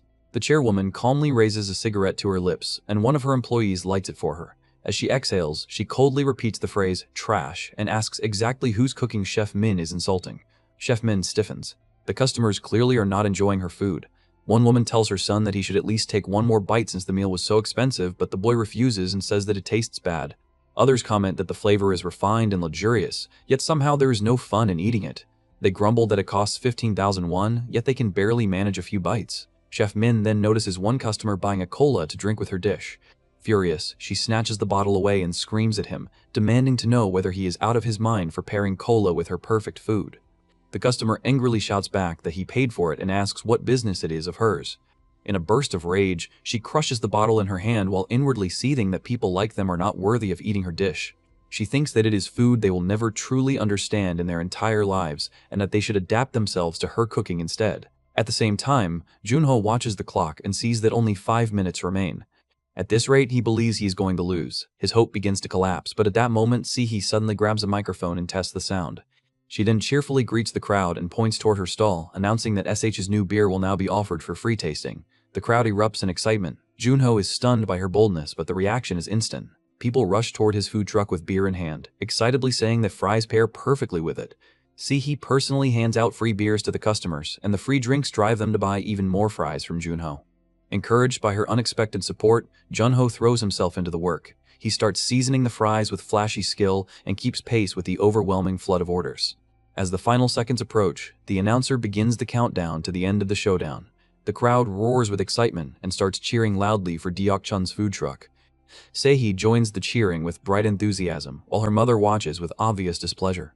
On the other side, Chef Min focuses intensely on her own cooking, determined to defeat Jun-ho. Then, just like that, the showdown ends. The announcer comments that it was a fierce food truck battle between two chefs, both using Gangwon Province potatoes as the centerpiece of their dishes.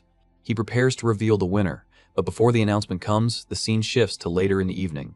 The sun is already setting, and Chef Ella Min remains alone in her food truck, staring silently at her food.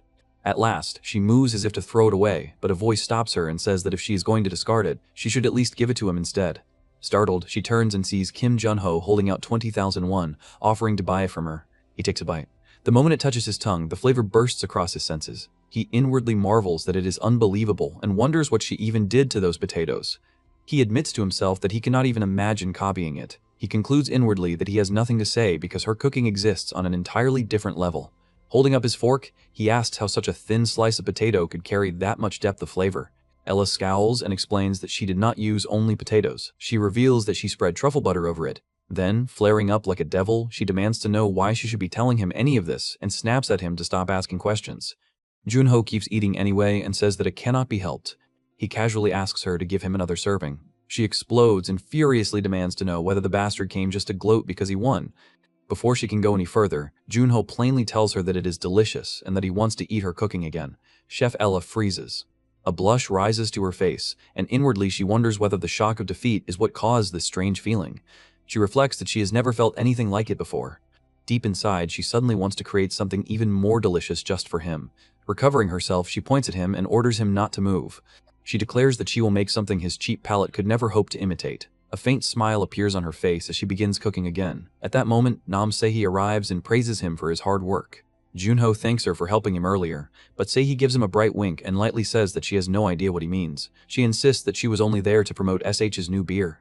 Still confused, Jun-ho asks why she helped him at all. He points out that if he had lost, she could have used that chance to take everything she wanted from him. Se-hee replies that it is not something she wants badly enough to obtain with her mother's help. Jun-ho leans in closer and asks what the real reason is behind her obsession with him.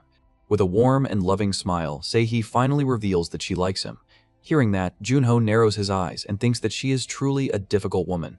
Her expression does not change in the slightest, yet he is convinced she is planning to legally seize the food truck's brand rights and recipes through marriage. Se-hee wraps herself tightly around him and urges him to marry her already. Caught off guard, he jerked back and warns her not to come any closer, shouting that he will get shot if she does. From inside the truck, Ella-min stares at them with open irritation and yells that he really did come just to rub it in. She furiously tells both of them to disappear. Some time later, a phone keeps ringing with new messages. In the group chat, Park Yuri suggests that they all go on a trip and reacts with excitement. Shin Soo-hyun responds with a sign of approval. Se-hee says that she loves trips and asks Deok-chun whether he is coming too. Park Yuri proposes Gapyeong Valley and says that they had gone there before and that it had been great back then as well. Shin Soo-hyun sends another approving response. Se-hee eagerly says that she loves playing in the water and asks Deok-chun once more whether he likes it too. Park Yuri says that she will reserve the lodging, and Se-hee boldly declares that they should leave the very next day. The following day, Se-hee sends him a message saying that she is already waiting in front of his house and tells him to come outside. He stares at the message without saying a word. At the valley, the four of them make their way together through the shallow stream.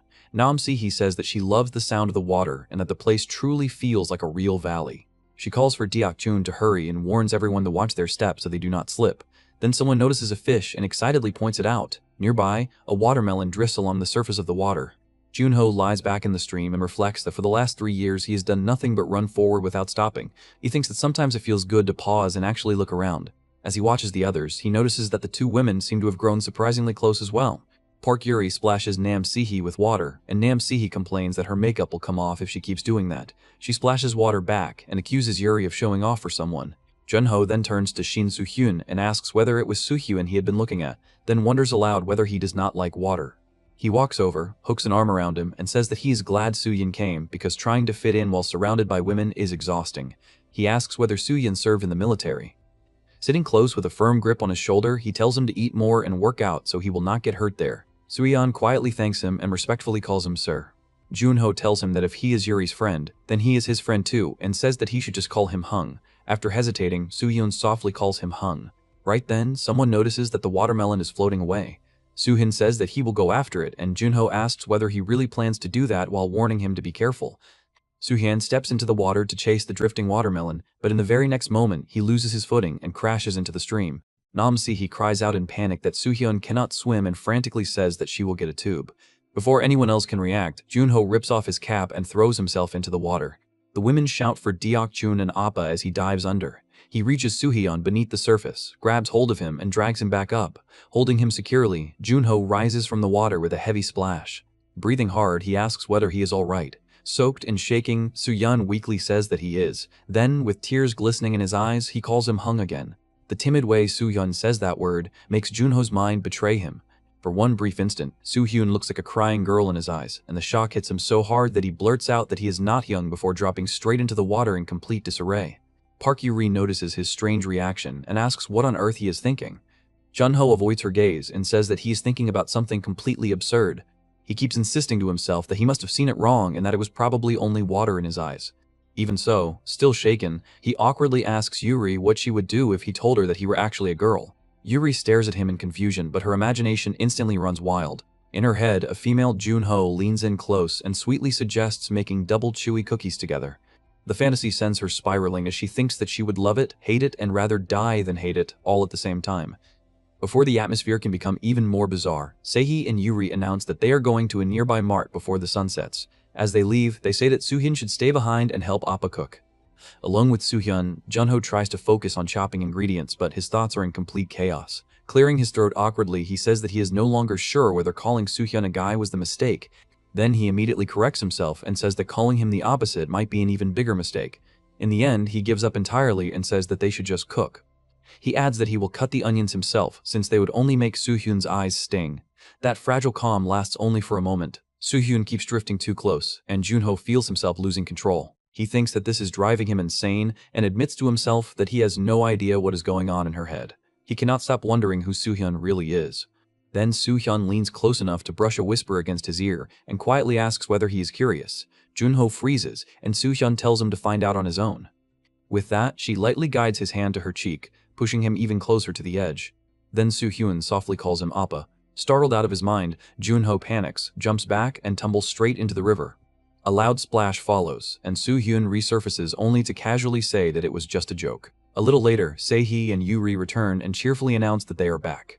They find Jun-ho soaked through and staring blankly at his own hand in disbelief. Yuri teasingly asks whether he had been playing in the water all by himself, while Se-hee completely melts and gushes over how adorable Mr. Deok-chun is. Their attention quickly shifts when a rich smell begins to spread through the valley. Jun-ho lifts the lid and reveals the food, saying that nobody comes to a valley without eating spicy braised chicken. He introduces the dish as water dropwort braised chicken. Se-hee says that she has never eaten it before and wonders whether it is something like coq au vin. Jun-ho tells her to stop guessing and taste it first. The instant she takes a bite, it feels as if the entire valley has been poured into the dish. The warmth of the sunlight, the coolness of the breeze, and the fresh scent of water dropwort seem to melt into the food itself. The lightly blanched greens add a crisp bite to the broth, and their slight bitterness awakens her appetite even more. Then the chicken follows, chewy and generous, coated in a sweet and spicy seasoning so addictive that it feels impossible to dislike. The others begin eating as well. Jun-ho explains that because he marinated the chicken ahead of time, even the breast meat stays tender and full of flavor. He happily eats the potatoes that soaked up the broth and says that those alone are good enough to finish with an entire bowl of rice. Yuri is amazed that the broth does not feel heavy at all and instead tastes clean and refreshing. She wonders whether that distinct finish comes from Cheongyang chili or garlic. Jun-ho reveals that his little trick is a pinch of ginger powder, which keeps the broth tasting fresh and neat. By the time the meal is over, everyone is completely satisfied. They praise it as an excellent meal. Yuri says that she is totally full and also delighted by the beautiful scenery, the food, and Mr. Deok-chun himself. For a while, they sit quietly with their feet in the cold water and enjoy the calm. Then Jun-ho offers everyone watermelon as well. After that simple dessert, he says that they should clean up before sunset and return to the lodge. Night settles over the lodge, but the peace does not survive for long. Se-hee suddenly notices that Yuri is wearing Jun-ho's shirt and immediately demands to know what is going on with their matching clothes. Jun-ho calmly explains that he only lent it to her, but Se-hee instantly explodes and demands that Yuri take it off because they look like a couple. Yuri shrieks that this uni has completely lost her mind. Jun-ho tries to stop the argument before it grows worse by saying that he will pour Se-hee a drink too if she calms down. He tells everyone to stop already and just drink. The glasses are filled, and the group raises them in a lively toast. Once the alcohol starts flowing, Yuri spots the karaoke machine and excitedly says that they absolutely have to sing. She snatches the microphone first and throws herself into a playful but openly provocative song. Through the lyrics, she declares that Se-hee will never win Appa over by acting like that, and boasts that she will steal him away with her own youthful and charming appeal. She even compares Se-hee to Dubai chocolate with a bittersweet pistachio taste, turning the whole performance into a smiling attack. Watching all of this, Jun-ho thinks with satisfaction that he knew this would work as a distraction. Then his mind drifts somewhere completely different, and he suddenly begins wondering in all seriousness whether Dubai chocolate might actually sell well too, and why he had never considered it before. Meanwhile, the tension between the women grows even harsher. Yuri boldly claims that she understands Appa's taste far better than Se-hee ever could. Se-hee shoots back a glare, looking exactly like an older rival sizing up a brat who is trying too hard to seem fresh. Then Se-hee strides straight over to Jun-ho and demands that he sing a duet with her. Jun-ho immediately says that he genuinely hates singing. Even so, the moment the microphone ends up in his hand, he starts singing without much resistance. His voice turns out to be far better than anyone expected, and he smoothly carries the duet, even through a line about only being able to laugh and asking whether the other person still sees him as a child. Se-hee beams with satisfaction and teasingly asks Yuri what she thinks of that, calling it a couple song with Mr. Deok-chun and asking whether she feels jealous. Yuri immediately swells with irritation. She protests that the next verse belongs to her and complains that the key sits too low. Then she barges right back in, shouting that everything from 1 to 10 is nonsense and demanding that Mr. Deok-chun sing with her instead. The whole room falls into loud disorder. Another lyric about yelling nonsense at people who refuse to listen echoes through the room. Can only stare in amazement, and Yuri ends up marveling that she never knew a person could sing with his arm muscles too. Jun-ho tries to put an end to the chaos, but he only ends up shouting even harder into the mic. When the song finally comes to an end, he repeats that he truly hates singing. The others instantly point out that for someone who says that, he looked like the person in the world who wanted to sing more than anyone. As the drinks keep coming, Jun-ho tells everyone to slow down. The girls make fun of him for sounding like an old man and immediately suggest another game instead. They settle on the paper passing game, where the team that transfers the fewest slips using their mouths has to drink. Jun-ho takes one look at the setup and realizes the trap at once. He points out that if all three of them are on one side while he is alone on the other, then he is guaranteed to lose and end up drinking. Nobody pays attention. Yuri goes first with him. The paper sits between their lips, and the space between their faces disappears. The instant their mouths brush through the paper, Yuri's mind goes completely blank. She feels Appa's lips so clearly that she crumbles into a blushing panic, wondering what she is even supposed to do now. Before she can recover, time is called, and her side fails to score anything at all. Next, Se-hee proudly declares that now it is her turn with Mr. Deok-chun and says that she is fully ready. She leans in with obvious confidence, but Jun-ho destroys the mood almost immediately by handling the pass too roughly and too directly. Se-hee pulls back and scolds him, saying that this is not how the game is supposed to be played. Then it becomes Soo-hyun's turn. The moment the round begins, a strange series of popping sounds starts bursting out one after another. Everyone looks around in confusion and asks what that noise is supposed to be. Yuri stares in disbelief and says that it is absurdly fast. Jun-ho and Soo-hyun pass the paper back and forth at ridiculous speed, the number quickly climbing past 20 in no time at all. When Jun-ho reaches for another slip of paper, Soo-hyun quietly points out that they have run out. Jun-ho tries to stop it there, but before he can finish, the paper barrier is gone and the distance vanishes. Their lips meet directly. The moment the paper disappears, Soo-hyun's lips press against Jun-ho's. Jun-ho freezes in complete shock and inwardly begs for it to stop, but the moment lasts less than a heartbeat before chaos explodes. The girls immediately lunge at him. One furiously curses him like a beast and tells him to die, while Yuri flails at him too and cries that Appa is trash. Even while fuming, she blurts out that she still likes him and that she will never forgive him. Jun-ho grabs his head and desperately insists that he had only been standing there. Inside, he keeps repeating that it was an accident. He tries to calm the room by saying that people can make mistakes, but Soo-hyun lightly touches those freshly kissed lips and quietly wonders whether it really was only a mistake. The drinking game continues anyway. Se-hee throws out a ridiculous example about once eating pasta floating in zero gravity at a space station, only to be corrected that she is supposed to say something that actually applies to her. Yuri smugly shows off and says that this is how someone folds a guy. Jun-ho, fed up with all of it, says that if they are going to play dirty like that, then he will not fold either. He jokes that he will just be a girl instead and tells them to call him Unni. Se-hee laughs and says that Mr. Deok-chun forcing that role is strangely cute. Jun-ho, now completely done with everyone, says that they should all just die together and fold anyone who has kissed him. Se-hee instantly volunteers herself with bright excitement. Jun-ho dryly points out that this is exactly why it is better not to fold. Yuri shrivels into misery as the only one who never got that far. Someone warns everyone to stay sharp unless they want to drink the awful penalty shot, and they point out that, for the record, only Mr. Deok-chun and Soo-hyun are still left, so now it is Soo-hyun's turn. Soo-hyun quietly says that among the people there is someone she likes. That brief confession strikes Jun-ho harder than he expected. The moment he hears it, his thoughts start spiraling. Se-hee is the cable heiress who already has everything. Yuri is the comfortable one who feels like a younger sibling. Soo-hyun is the unreadable mystery whose thoughts never show on the surface. His head starts asking the ridiculous question of which one he would choose, but he immediately recoils from that idea and scolds himself. He tells himself that there is no reason to choose anyone at all, because he does not need to fold, and he is not interested in any of the three. Then, instead of staying still, Soo-hyun suddenly picks up the penalty bowl and drinks from it. Everyone is startled and asks why. Soo-hyun wipes her mouth and lightly says that it was a mistake and that there had been confusion. Jun-ho immediately thinks that there is no way that was really a mistake, and Se-hee and Yuri narrow their eyes as if they suspect exactly the same thing. Later, as the night grows deeper, Jun-ho notices the air turning colder and asks where Soo-hyun went. He is told that Soo-hyun stepped out for a walk to sober up and that no one noticed when she left. After a short pause, Jun-ho says that something was left in the car and that he will go get it, but once he is outside, it becomes obvious that he is really searching for Soo-hyun. He walks through the dark woods, wondering how far Soo-hyun could have gone and whether walking around alone at night is not scary.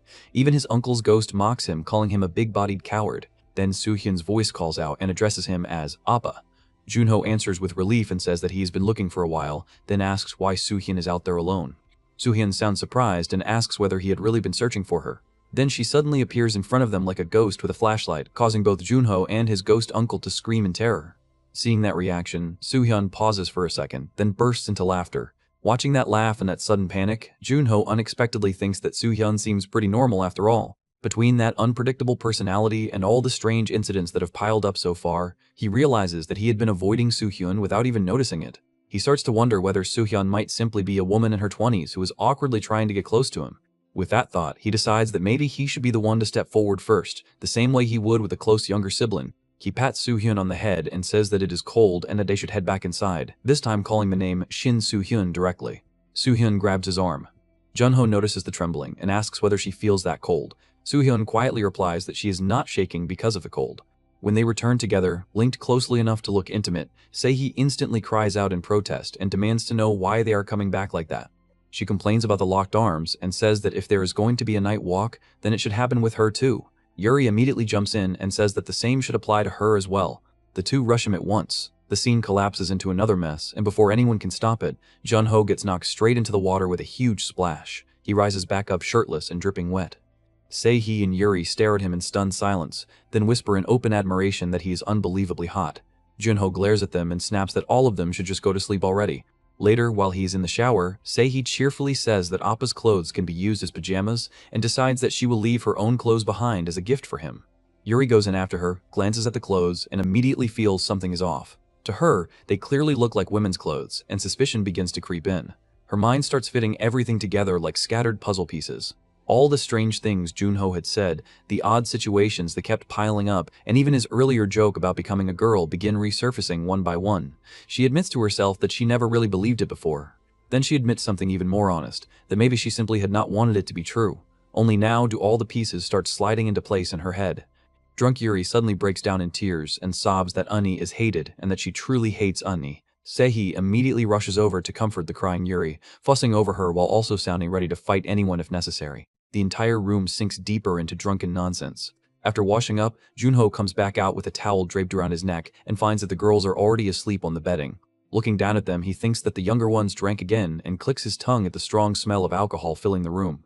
His eyes move from one sleeping figure to the next, and he realizes that all of them have collapsed side by side. Then a new problem hits him. With all of them sleeping there like that, there is no obvious place left for him to lie down. Staring at Se-hee, Soo-hyun, and Yuri spread across the futon, he starts panicking inwardly and wonders who in the world he is supposed to sleep next to.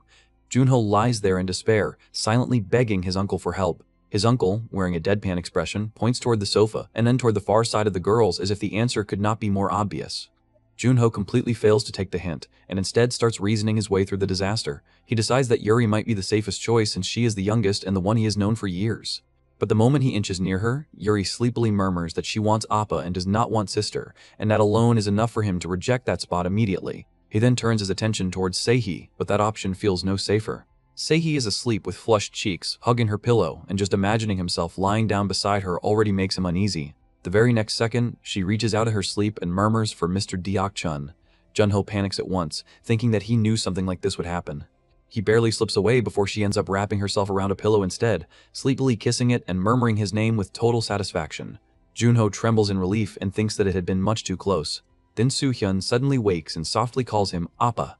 Jun-ho realizes that he is hovering right over Soo-hyun and inwardly declares that he is finished because Shin Soo-hyun is awake now, and there is no way this situation can ever be explained properly. Before the misunderstanding can explode, Soo-hyun quietly asks whether he had nowhere to sleep. Then Soo-hyun shifts aside, pats the empty space next to her, and gently tells him to lie there and rest comfortably. Jun-ho hesitates, overwhelmed by the exhausting day, the alcohol still lingering in his body, and the strange warmth surrounding him. He thinks that he needs to get away somehow, but sleep reaches him first. When he opens his eyes again, he gasps in horror. All three of them have piled onto him in their sleep. Se-hee is draped all over him, Yuri is pressed tightly against him, and Soo-hyun is tucked into him too. Trapped under the full weight of this nightmare, Jun-ho can only beg for help in total silence. Morning arrives, and just like that, he is back at work. Wearing a bandana with Deok-chun written on it, he checks a fresh batch of dumplings and says that they have steamed nicely. Looking down at them, he wonders whether today should become the very first day of business. The story shifts to Jeonju. Jun-ho stands by his food truck and hands over a box of meat dumplings, saying that one order is ready. A long-haired woman steps forward. She first says that she will help with the payment, then shyly asks whether he can really help her. Jun-ho, still completely in business mode, simply responds with the price. The woman, clearly thrown off by that answer, can only ask for pardon. As the awkward moment lingers, Jun-ho recalls what he knows about Sohyang, a famous traditional restaurant in Jeonju with deep roots and more than a century of history. He remembers the tourism pamphlet explaining that Sohyang is practically a cultural landmark and that its late master, Madame Yang Gumhoa, preserved traditional flavors so faithfully that the restaurant came to symbolize the city itself. He then notes that the woman standing in front of him is Yang Miak, the granddaughter of Yang Jung-hwa. After putting those pieces together, Jun-ho asks whether Miyok ran away because she hates cooking. Miyok quickly denies that. She says that she does enjoy cooking, just not that kind of cooking. Jun-ho understands that is nothing more than a matter of different taste. Miyok bows her head and apologizes for throwing such a heavy story onto him even though it has nothing to do with him. Jun-ho calmly says that it is fine and that listening to customers' stories is part of the fun of running a food truck. That simple answer hits Miyok hard. She grabs both of his hands in gratitude and calls out to Mr. Deok-chun with shining eyes. Then the atmosphere is ripped apart. Her grandmother arrives with overwhelming authority and demands to know what Miyok is doing there. Miyok recoils and calls for her grandmother in alarm. The old woman coldly orders her to stop this nonsense and return to the kitchen. She reminds Miyok that she is the successor who must inherit Se-hee in place of her late mother. Miyok refuses. Her grandmother is stunned and demands to know what she just said. Miyok, trembling but still resolute, says that there are dishes she wants to cook too. The grandmother explodes in anger, condemning such foolishness again and demanding to know whether Miyok has any idea how important the cuisine they inherited truly is. Then Miyok says something even more outrageous. Clinging tightly to Jun-ho, she declares that she is going to marry Mr. Deok-chun and run a business with him. Everyone is left shocked.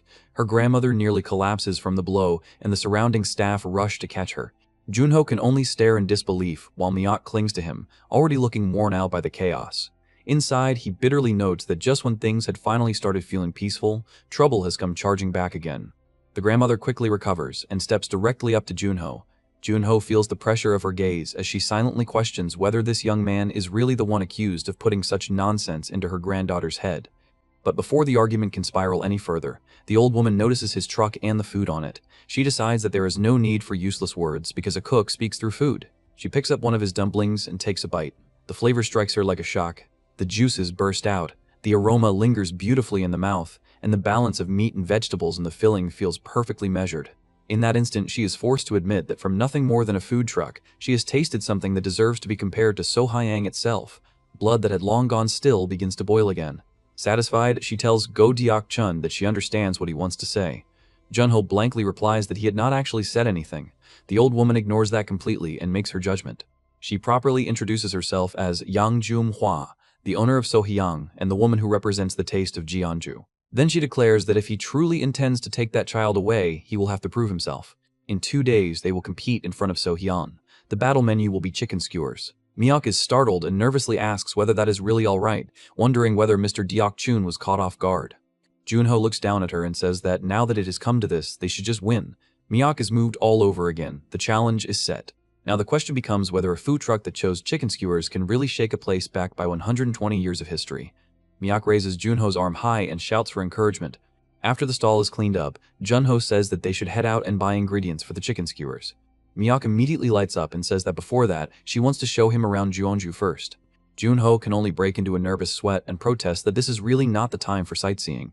Even so, Miyok drags him into a tour before they ever get near the ingredients. She dresses him in a blue hanbok and happily says that it suits him perfectly. The two go around tasting snacks, taking photos in front of traditional buildings, and wandering beneath the bright trees until Jun-ho finally says that if they stay out any longer, the market will close. So they really have to buy what they need. Miyok brightens right away and says that she will take him to the market she always uses. The moment they arrive, the crowd recognizes Miyok. People excitedly shout that Miyok is here and quickly gather around them. Some ask whether the rumor is true, others ask what rumor they mean, and then the answer spreads at once. They say that the little bean sprout is apparently already getting married, ask whether Jun-ho is the guy, and even joke that at least he looks strong enough for the role. Jun-ho, sweating under the sudden attention, thinks that the rumors have already spread this far. Miyok apologizes and explains that the people in the market have watched over her since she was little, so they are taking a special interest in this. Before the two can get away, they are swept straight into the Jeonju Market Strongman Couple Contest, which has just been revived and comes with a huge coupon prize. Jun-ho gets shoved onto the stage while Miyok flusters beside him, and then the host begins the countdown and starts the match. The rules are simple and merciless. The couple who can hold a horse stands the longest wins, and anyone who stands up or sits down is eliminated. Jun-ho is forced to support Miyok while keeping the posture, and the crowd immediately starts heckling. Some laugh that Miyok should feed her husband some tonic, while others mock him for sweating already and wonder how he plans to last later. 15 minutes pass and only 2 teams remain. One is Miyok and Jun-ho. The other is the rice shop owner, Mr. Park, a former Cerium champion, together with his wife. Jun-ho sees the monstrous pair still holding firm and panics inwardly, wondering how they are supposed to beat something like that. Miyok, meanwhile, starts trembling. She questions why she is even doing this, admits that she has reached her limit, and says that she cannot hold on much longer. Then, with a guilty look, she asks whether she is really that heavy. Hearing that, Jun-ho instantly hardens his resolve. He thinks that if he gives up now, it will feel as if he made her cry. In his heart, he desperately begs for strength. He pushes himself far beyond his limit and surges up again with frightening determination, but that sudden burst only startles Myeok. She cries out his name, loses her balance, and slips from his hold. The referee immediately announces that Myeok's team is out. Myeok sadly says that she did not mean to let go. Afterward, Myeok apologizes. Jun-ho replies that he is the one who should be sorry, but Myeok denies that and says that he must have had the harder time. Then, blushing, she quietly adds that he had looked really cool. Jun-ho turns in confusion and asks what she just said, but before he can hear it clearly, the market people surround them again. They loudly declare that just starting the drinking is enough reason to celebrate, then complain that after all the years they spent raising Myeok, there is no way they are handing her over that easily. They demand to know why Jun-ho is not even holding a glass. Trapped once more, Jun-ho inwardly screams for help. The interrogation begins in the form of drinking games. The first question asks what Myeok's favorite food is. Jun-ho freezes, admits through his hesitation that he has no idea, and is forced to drink. He soon loses count of how many cups he has swallowed. Even as he drinks, he thinks that he only just met this woman, so how could he possibly know things like that? The next question asks what food Myeok hates. Jun-ho still cannot answer, and admits that he is not sure about that either. The crowd erupts and announces Love Shot Level 2. The onlookers squeal that the two are unbearably sweet, while Myeok softly notices that Mr. Deok-chun is clearly struggling. Seeing his condition, Myeok leans close and quietly tells him not to worry. She says that if nobody cared about her, they would have already dragged her home, so he only has to endure a little longer. He places his hand over hers and reminds her that she was the one who said he would help her. He tells her that this is their situation now, so they have to see it through to the end. Myeok gathers her courage and says that they should do it. The next question arrives and asks for Myeok's birthday. Before things can get worse, Jun-ho immediately says that he will just drink, but that answer only makes the crowd more suspicious.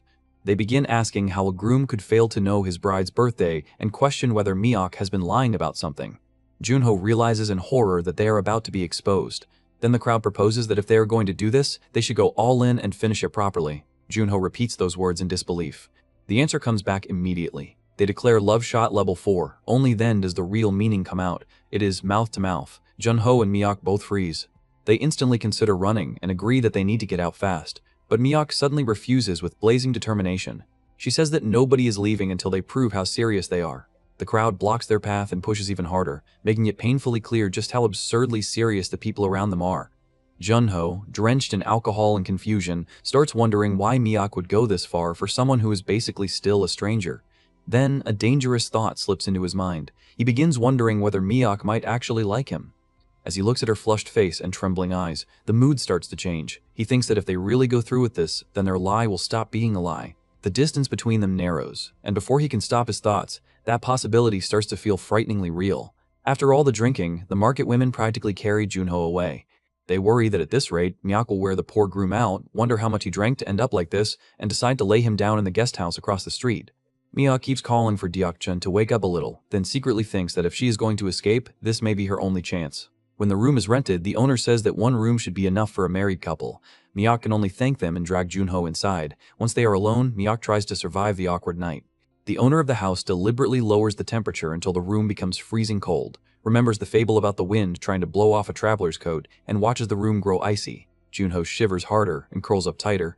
Panicking, Myeok cries that she does not even know how to turn it off and wails that Deok-chun is going to die like this. In the end, she hugs him and tells herself that it is only because the room is too cold and she has no other choice. Then, the owner changes tactics. Like the sun in the story, she raises the heat instead. The room turns stifling, sweat begins pouring everywhere, and Myeok groans that it is so hot she might die. Jun-ho pulls off his shirt and the sight leaves her burning with embarrassment. The lesson from the old fable echoes in her mind, that warmth opens hearts far more easily than force ever could. In the middle of that flustered silence, Jun-ho murmurs Myeok's name in his sleep. She jolts and whispers his name back in disbelief, but when he only mutters for help again, she realizes that it is just sleep talking. With him still half asleep, Myeok quietly confesses everything she has been carrying inside. She says that she had felt completely lost and thanks him for helping her. She says that it is not because she hates her grandmother, because she knows how important the family business is. It is simply that she does not want to live like a cog in a machine. She says that she wants to be happy cooking the food she loves, just like Deok-chun does. She admits that she still has to earn her grandmother's approval, that this is probably her last chance, and that she is scared. She asks whether they can really pull it off. As dawn slowly brightens the room, he remains beside her and the quiet between them grows softer. The next morning, Myeok greets him with a stammering good morning. Jun-ho wakes up half naked, unable to remember anything clearly, and nervously asks whether he did anything strange the night before. Miyake repeats the question to herself, then shyly says that she liked it. That answer hits him so hard that he nearly topples over. She clarifies inwardly that she meant the honest conversation because it made her feel that they had become closer. Then Jun-ho's stomach revolts. He groans that his insides are a disaster and begs for hangover food first. Miyake immediately says that for a hangover there is only one answer. She sets down steaming bean sprout soup with a softly poached egg, and Jun-ho attacks it before even touching water. The clear broth washes away the thirst and heaviness in his stomach. The crisp bean sprouts and rice feel perfect, and he empties the bowl before finishing it all off with a sweet cup of mixed coffee. Then Miyake casually brings out tetsukoboki, fried snacks, and even fried lettuce. Jun-ho stares in disbelief and asks whether she really likes this kind of food, and Miyake happily says that she loves tteokbokki, mall sugar bread, cheese-sprinkled chicken, tanghulu, macarons, cream-filled donuts, frozen yogurt, and more. Hearing that, Jun-ho can only think that with tastes like those, it makes perfect sense that she ran away from home. While they eat, Miyake carefully brings up what he said before and reminds him that if they win, they would get married. He asks whether that was not just something she said to escape the situation, because suddenly getting married like that would be strange. Jun-ho tries to answer, but she says that before marriage, they should date first. The instant those words leave her mouth, he freezes in shock. Before either of them can recover, a parade passes outside. Miyake remarks that there seems to be some kind of event today, while Jun-ho instantly gets a terrible feeling and thinks that this all feels far too familiar. He starts shouting for the back door and begging his auntie to tell him where it is, but it is already too late. A woman in a full flashy outfit appears, and Jun-ho recoils at once, shouting for her not to come any closer. Miyake stares and realizes that it is Se-hee from SH Group. Se-hee cheerfully announces her arrival, and Miyake instantly gushes over her, saying that this is her first time seeing her in person and that she is unbelievably pretty. She even says that Se-hee is so charming that even women would fall for her. Still trying to process the situation, Miyake says that this is a crazy coincidence and asks whether Se-hee is friends with Mr. Deok-chun. Se-hee immediately says that is wrong. Then she wraps herself around Jun-ho and declares that they are engaged to be married. Miyake goes completely still. She stares at them in shock, asks whether that is really true, and begins faltering as she tries to understand what that makes her now. She can only look back at him in disbelief and ask what exactly he had been doing with her then. Miyake remains frozen, hurt, and utterly thrown into confusion. Mio catches Se-hee's hands and apologizes over and over, saying she had no idea the two of them were in that kind of relationship. 10 minutes later, Jun-ho's cat lounges peacefully while Mio-ka finishes explaining everything that happened. She admits that her heart started racing because Jun-ho held her hand and hugged her. Se-hee gently pats Mio's head and tells her that she simply misunderstood Mr. Deok-chun's kindness. Then she turns her gaze toward Jun-ho and says, there is never a boring moment whenever he is involved. Jun-ho snaps back in irritation, saying, Se-hee is the one who caused all of this in the first place. Before the argument can grow, Miyake timidly asks Se-hee if she can borrow Mr. Deok-chun for just one more day. Jun-ho freezes, completely baffled. He wonders why Miyake is asking Se-hee instead of him. Se-hee, meanwhile, looks genuinely surprised, thinking she has never met anyone quite like Miyake. Then she firmly agrees to the request, making Jun-ho realize that neither of them intends to listen to his opinion. Acting as if she owns his truck, Se-hee tells Miyoki to climb in. Jun-ho can only wonder how he ended up tangled with that woman again. Se-hee links arms with Miyoki and tells everyone to raise their hands. Together, they cheer in unison, ready to face the upcoming competition. Meanwhile, at So-yang, the kitchen is already filled with tension. Workers prepare chicken skewers and chop vegetables at high speed. The grandmother inspects their work carefully, then orders them to redo it and reduce the plum extract by 5 grams. The staff immediately obeys. As she walks past them, she says they cannot allow even the smallest mistake in today's match, because her pride as young Jun-ho is at stake. She reminds them to never forget what So-yang's taste represents. It is the taste of Jeonju. The next day, Se-hee and Mio greet Jun-ho while wearing Uncle Deok-chun food truck uniforms. Jun-ho says he is ready, but when they look up, they notice the sign now reads Yang Miyok's food truck. Jun-ho explains that he thought the name might give them a little extra strength. Just for today, he says, this truck belongs to Yang Miyok. Miyake is deeply moved by his gesture, but then they notice the enormous line already forming in front of So-yan. Jun-ho tells the women to calm down, saying some of those customers will eventually come their way, so there is no reason to lose confidence before they even begin. He and Se-hee look at Miyake, telling her that it is time to start. Miyake shyly announces that Yang Miyok's food truck is open, but both of them slap her on the back and tell her to say it louder. She yells with all her strength, and so the competition begins. People swarm their truck while Se-hee calls out to them. Jun-ho prepares the skewers while Miyake delivers the food and handles the bills. Sometime later, Jun-ho notices Se-hee holding chicken skewers from So-yang. He asks how she managed to get them when the line is that long. She casually reveals that she bought them from a customer for 10 million won. Jun-ho is forced to remember that money really can buy almost anything. He takes one of So-yang's salt-grilled chicken skewers and studies it closely. At first glance, it looks like a simple skewer without anything special. But the moment he and Se-hee take a bite, both of them are shocked by the flavor. Miyok realizes that So-yang did not choose chicken skewers out of kindness, nor because they thought the match would be easy. They chose them because these skewers are the very foundation of So-yang. The secret behind So-yang's success is Cheongwobong, a special breed of chicken raised only in their courtyard. Its body is large, its muscles are dense, and its flavor is deep and balanced. Jun-ho wonders if that kind of native chicken should not be tough and dry, but Miyok explains that this is exactly where So-yang's technique matters.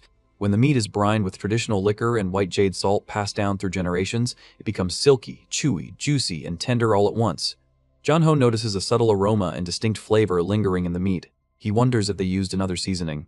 Mio confirms that they lightly brush it with So-yang's special soy sauce and grill it with absolute devotion to create that taste. Jun-ho stares at the skewer, wondering if this is what a true master's touch feels like. A single skewer contains the entire essence of So-yang. Realizing that this match will not be easy, his determination burns even stronger. Later, Se-hee holds up the teriyaki chicken skewers that Miyake and Jun-ho worked all night to make. She examines the texture and thinks that, compared to So-yang's skewers, theirs look far too ordinary. But when she takes a bite, her expression brightens with satisfaction. She wonders if the flavor resembles seasoned ribs. As she savors it, she realizes that one side of the pre-grilled skewer has been coated with a teriyaki sauce made from soy sauce, mirin, and grain syrup, building a glossy and rich base. After the skewer is fully cooked, the other side is covered with rib marinade. On top of that, a fresh mayo sauce mixed with prickly ash powder, lemon juice, and sugar adds a numbing sensation and bright acidity that cleans up the aftertaste. It is a completely new flavor, one that harmoniously reinterprets two different sauces. Se-hee thinks that with this, they may actually have a chance. But everyone is blinded by So-yang's reputation and refuses to even look in their direction. Se-hee thinks she does not want to see Mr. Deok-chun hurt again. If only she can make people try the food, everything could change. Then she realizes they need publicity. Sometime later, Jun-ho stares in disbelief as a massive crowd suddenly rushes toward the food truck. He had planned to go out and promote the skewers himself if necessary, so he is relieved the customers are gathering on their own. But then he hears people murmuring that this must be the place they saw on social media. Others say that if Se-hee promoted it herself, it must be good. Jun-ho is stunned. Nearby, Se-hee is taking selfies with fans. He storms up to her and shoves his phone in front of her face. She had posted that anyone who buys a chicken skewer from Yang Miyok's food truck can take a selfie with Se-hee. Se-hee casually admits that she did it, but Jun-ho loses his temper and smashes his phone onto the ground. Se-hee freezes in shock as he shouts, asking what she thinks she is doing. She hesitantly calls his name and explains that she only wanted to help him win by promoting the truck. But Jun-ho yells that he does want to win, just not like this. He declares that they are going to win with the food they worked hard to make, not by relying on the fame of a socialite like her. Se-hee lowers her eyes and apologizes quietly. Jun-ho cuts her off and says that is enough. He tells Se-hee they do not need her to sell their chicken skewers. Later, inside the truck, Miyok bursts into tears and apologizes for causing them to fight. Jun-ho asks why she is apologizing when the person who did something wrong is someone else entirely. Hearing that, Se-hee apologizes again. Jun-ho sighs inwardly, thinking she really is shameless for climbing into his truck even after he scolded her. Miyok wipes her face and asks why they are moving to another location. She wonders if it would not be better to sell in front of So-yang, where all the customers are gathered. Jun-ho says no, explaining that he planned to move from the beginning. Both women become curious, and he tells them that those customers came specifically for So-yang. With a special event happening today, the place will only become more crowded. If they stay there, they have no chance.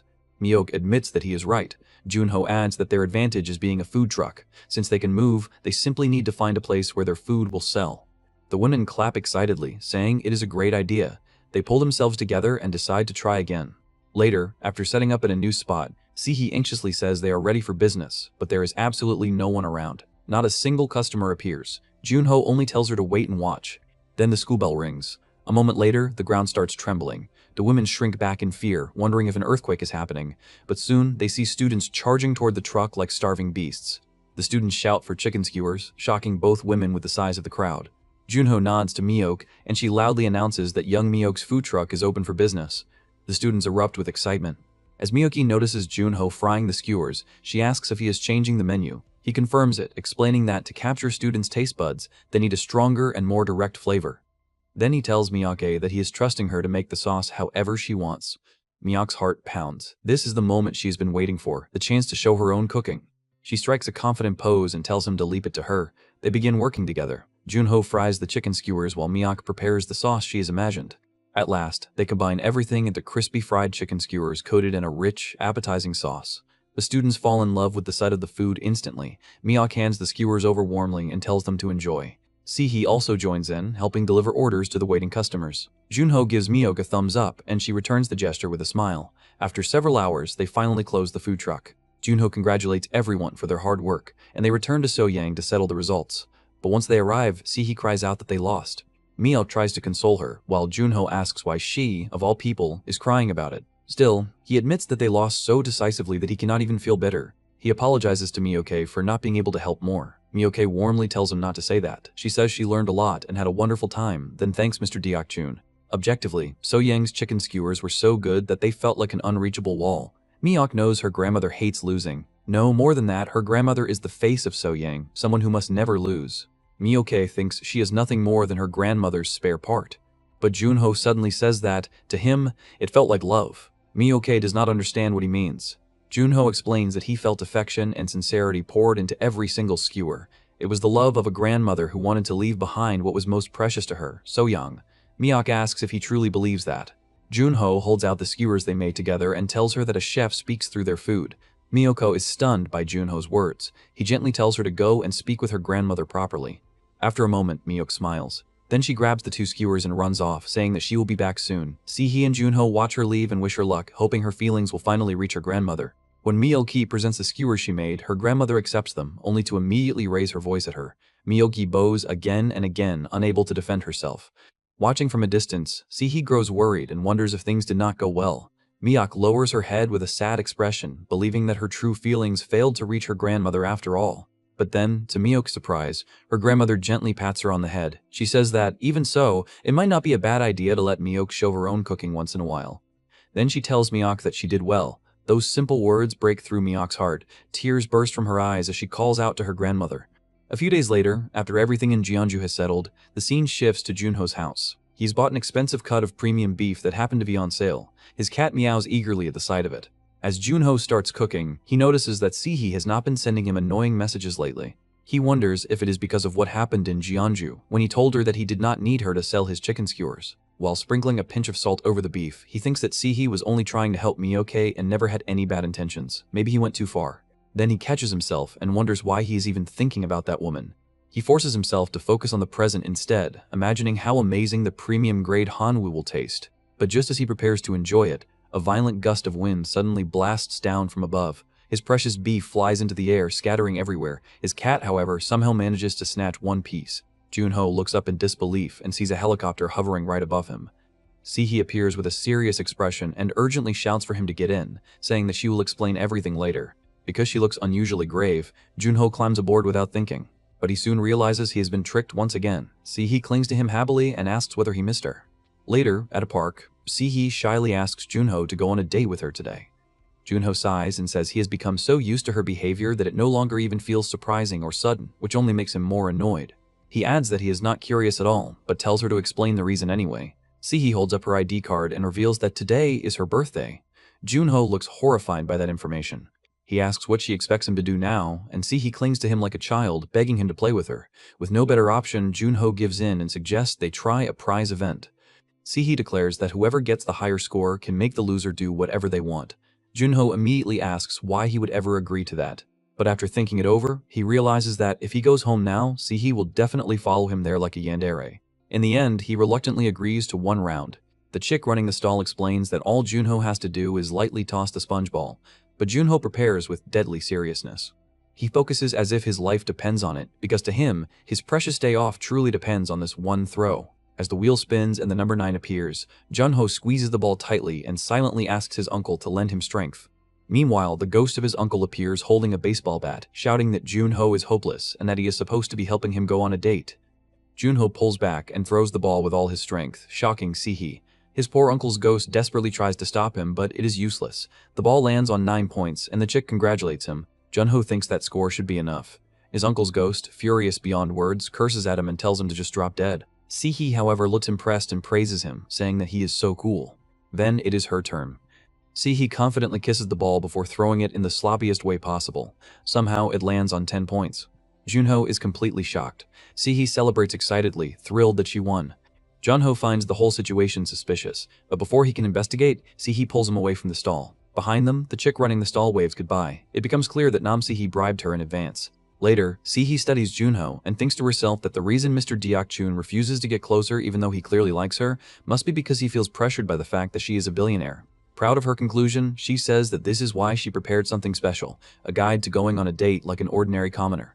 The first step is modest transportation by bus. Jun-ho then finds himself standing in front of an absurdly luxurious premium President Line bus worth $15 million.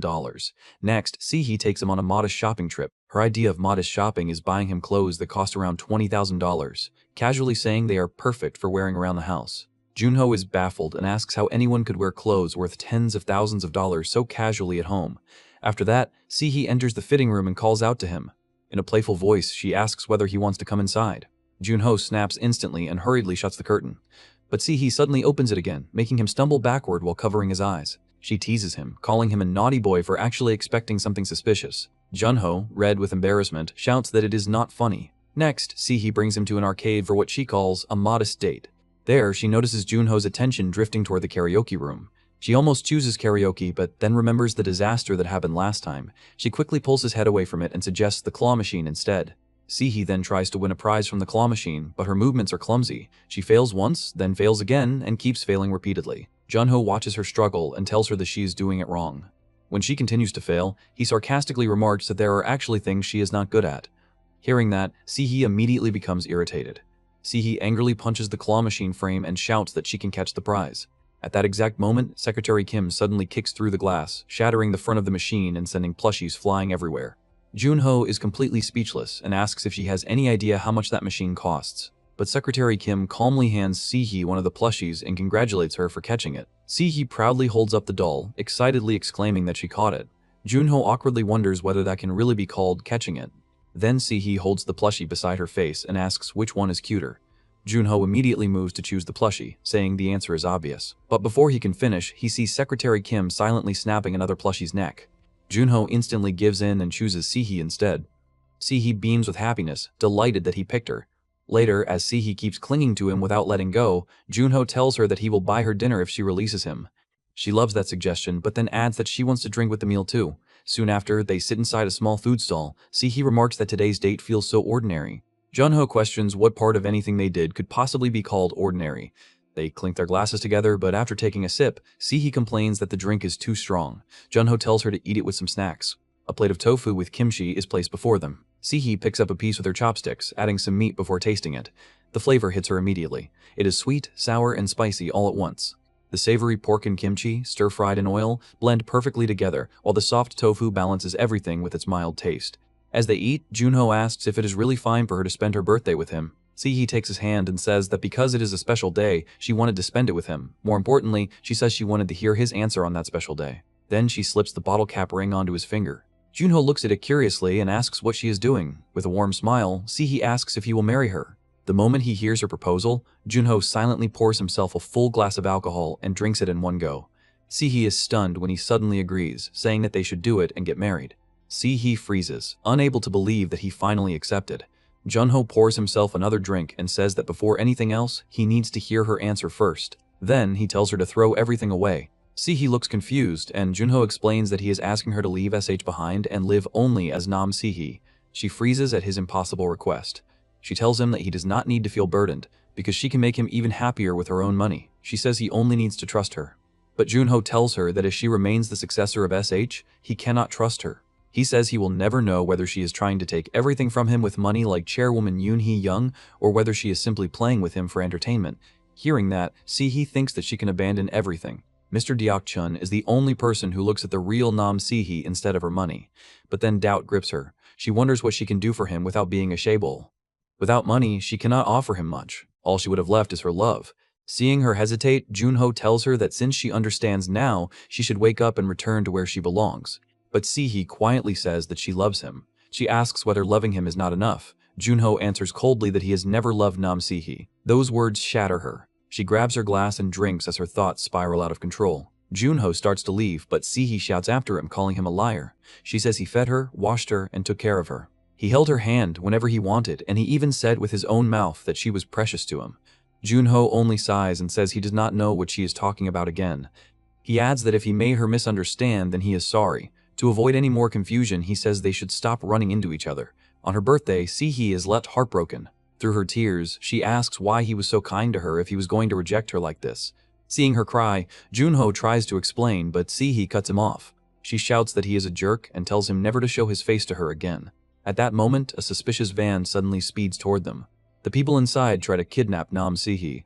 Jun-ho lunges toward her and shouts her name, but Se-hee, still furious and crying, yells that she told him to get lost. When she opens her tearful eyes again, everything has gone silent. She calls out to him, but Jun-ho is nowhere to be seen. She mutters in disbelief, wondering if he really left, and then gasps in despair. The scene shifts to the next morning. Jun-ho slowly regains his senses and realizes that he is the one who was kidnapped. His blindfold is removed, revealing that he is in an isolated construction site. He wonders why they kidnapped him. His arms are tied to a chair, and his mouth is sealed with tape. As he looks around, he remembers that they kept moving all night. This must be a remote, deserted place, which means there is no one around to help him. One kidnapper crunches on chips while another holds a knife and accuses Jun-ho of being Se-hee's boyfriend. Jun-ho frantically shakes his head, denying it with all his strength. But the kidnapper does not believe him. He kicks Jun-ho, sending the chair skidding dangerously toward the edge of the unfinished building. Jun-ho looks down and panics, realizing that if he falls from there, he will die. The kidnapper shows him his phone and points to the messages Se-hee sent him, warning that if he lies, he is dead. Then he scrolls further and reveals the scandalous pictures Se-hee sent. When Jun-ho sees her feet pictures, he thinks in despair that she sent those on her own, and now he is going to die because of that woman. The kidnapper declares that Se-hee must pay 5 billion won for his ransom, so Jun-ho had better be her boyfriend if he wants to survive. Meanwhile, Se-hee arrives alone in a taxi. She is on the phone with the kidnappers. They ask if the money is ready and warn her not to try anything funny. They order her to come up quietly by herself if she wants to see her boyfriend alive. Se-hee steps out of the taxi and tells them that Mr. Deok-chun had better be safe. She says they should take the 5 billion won and leave him alone. When she reaches the building, the kidnappers remark that she actually came alone.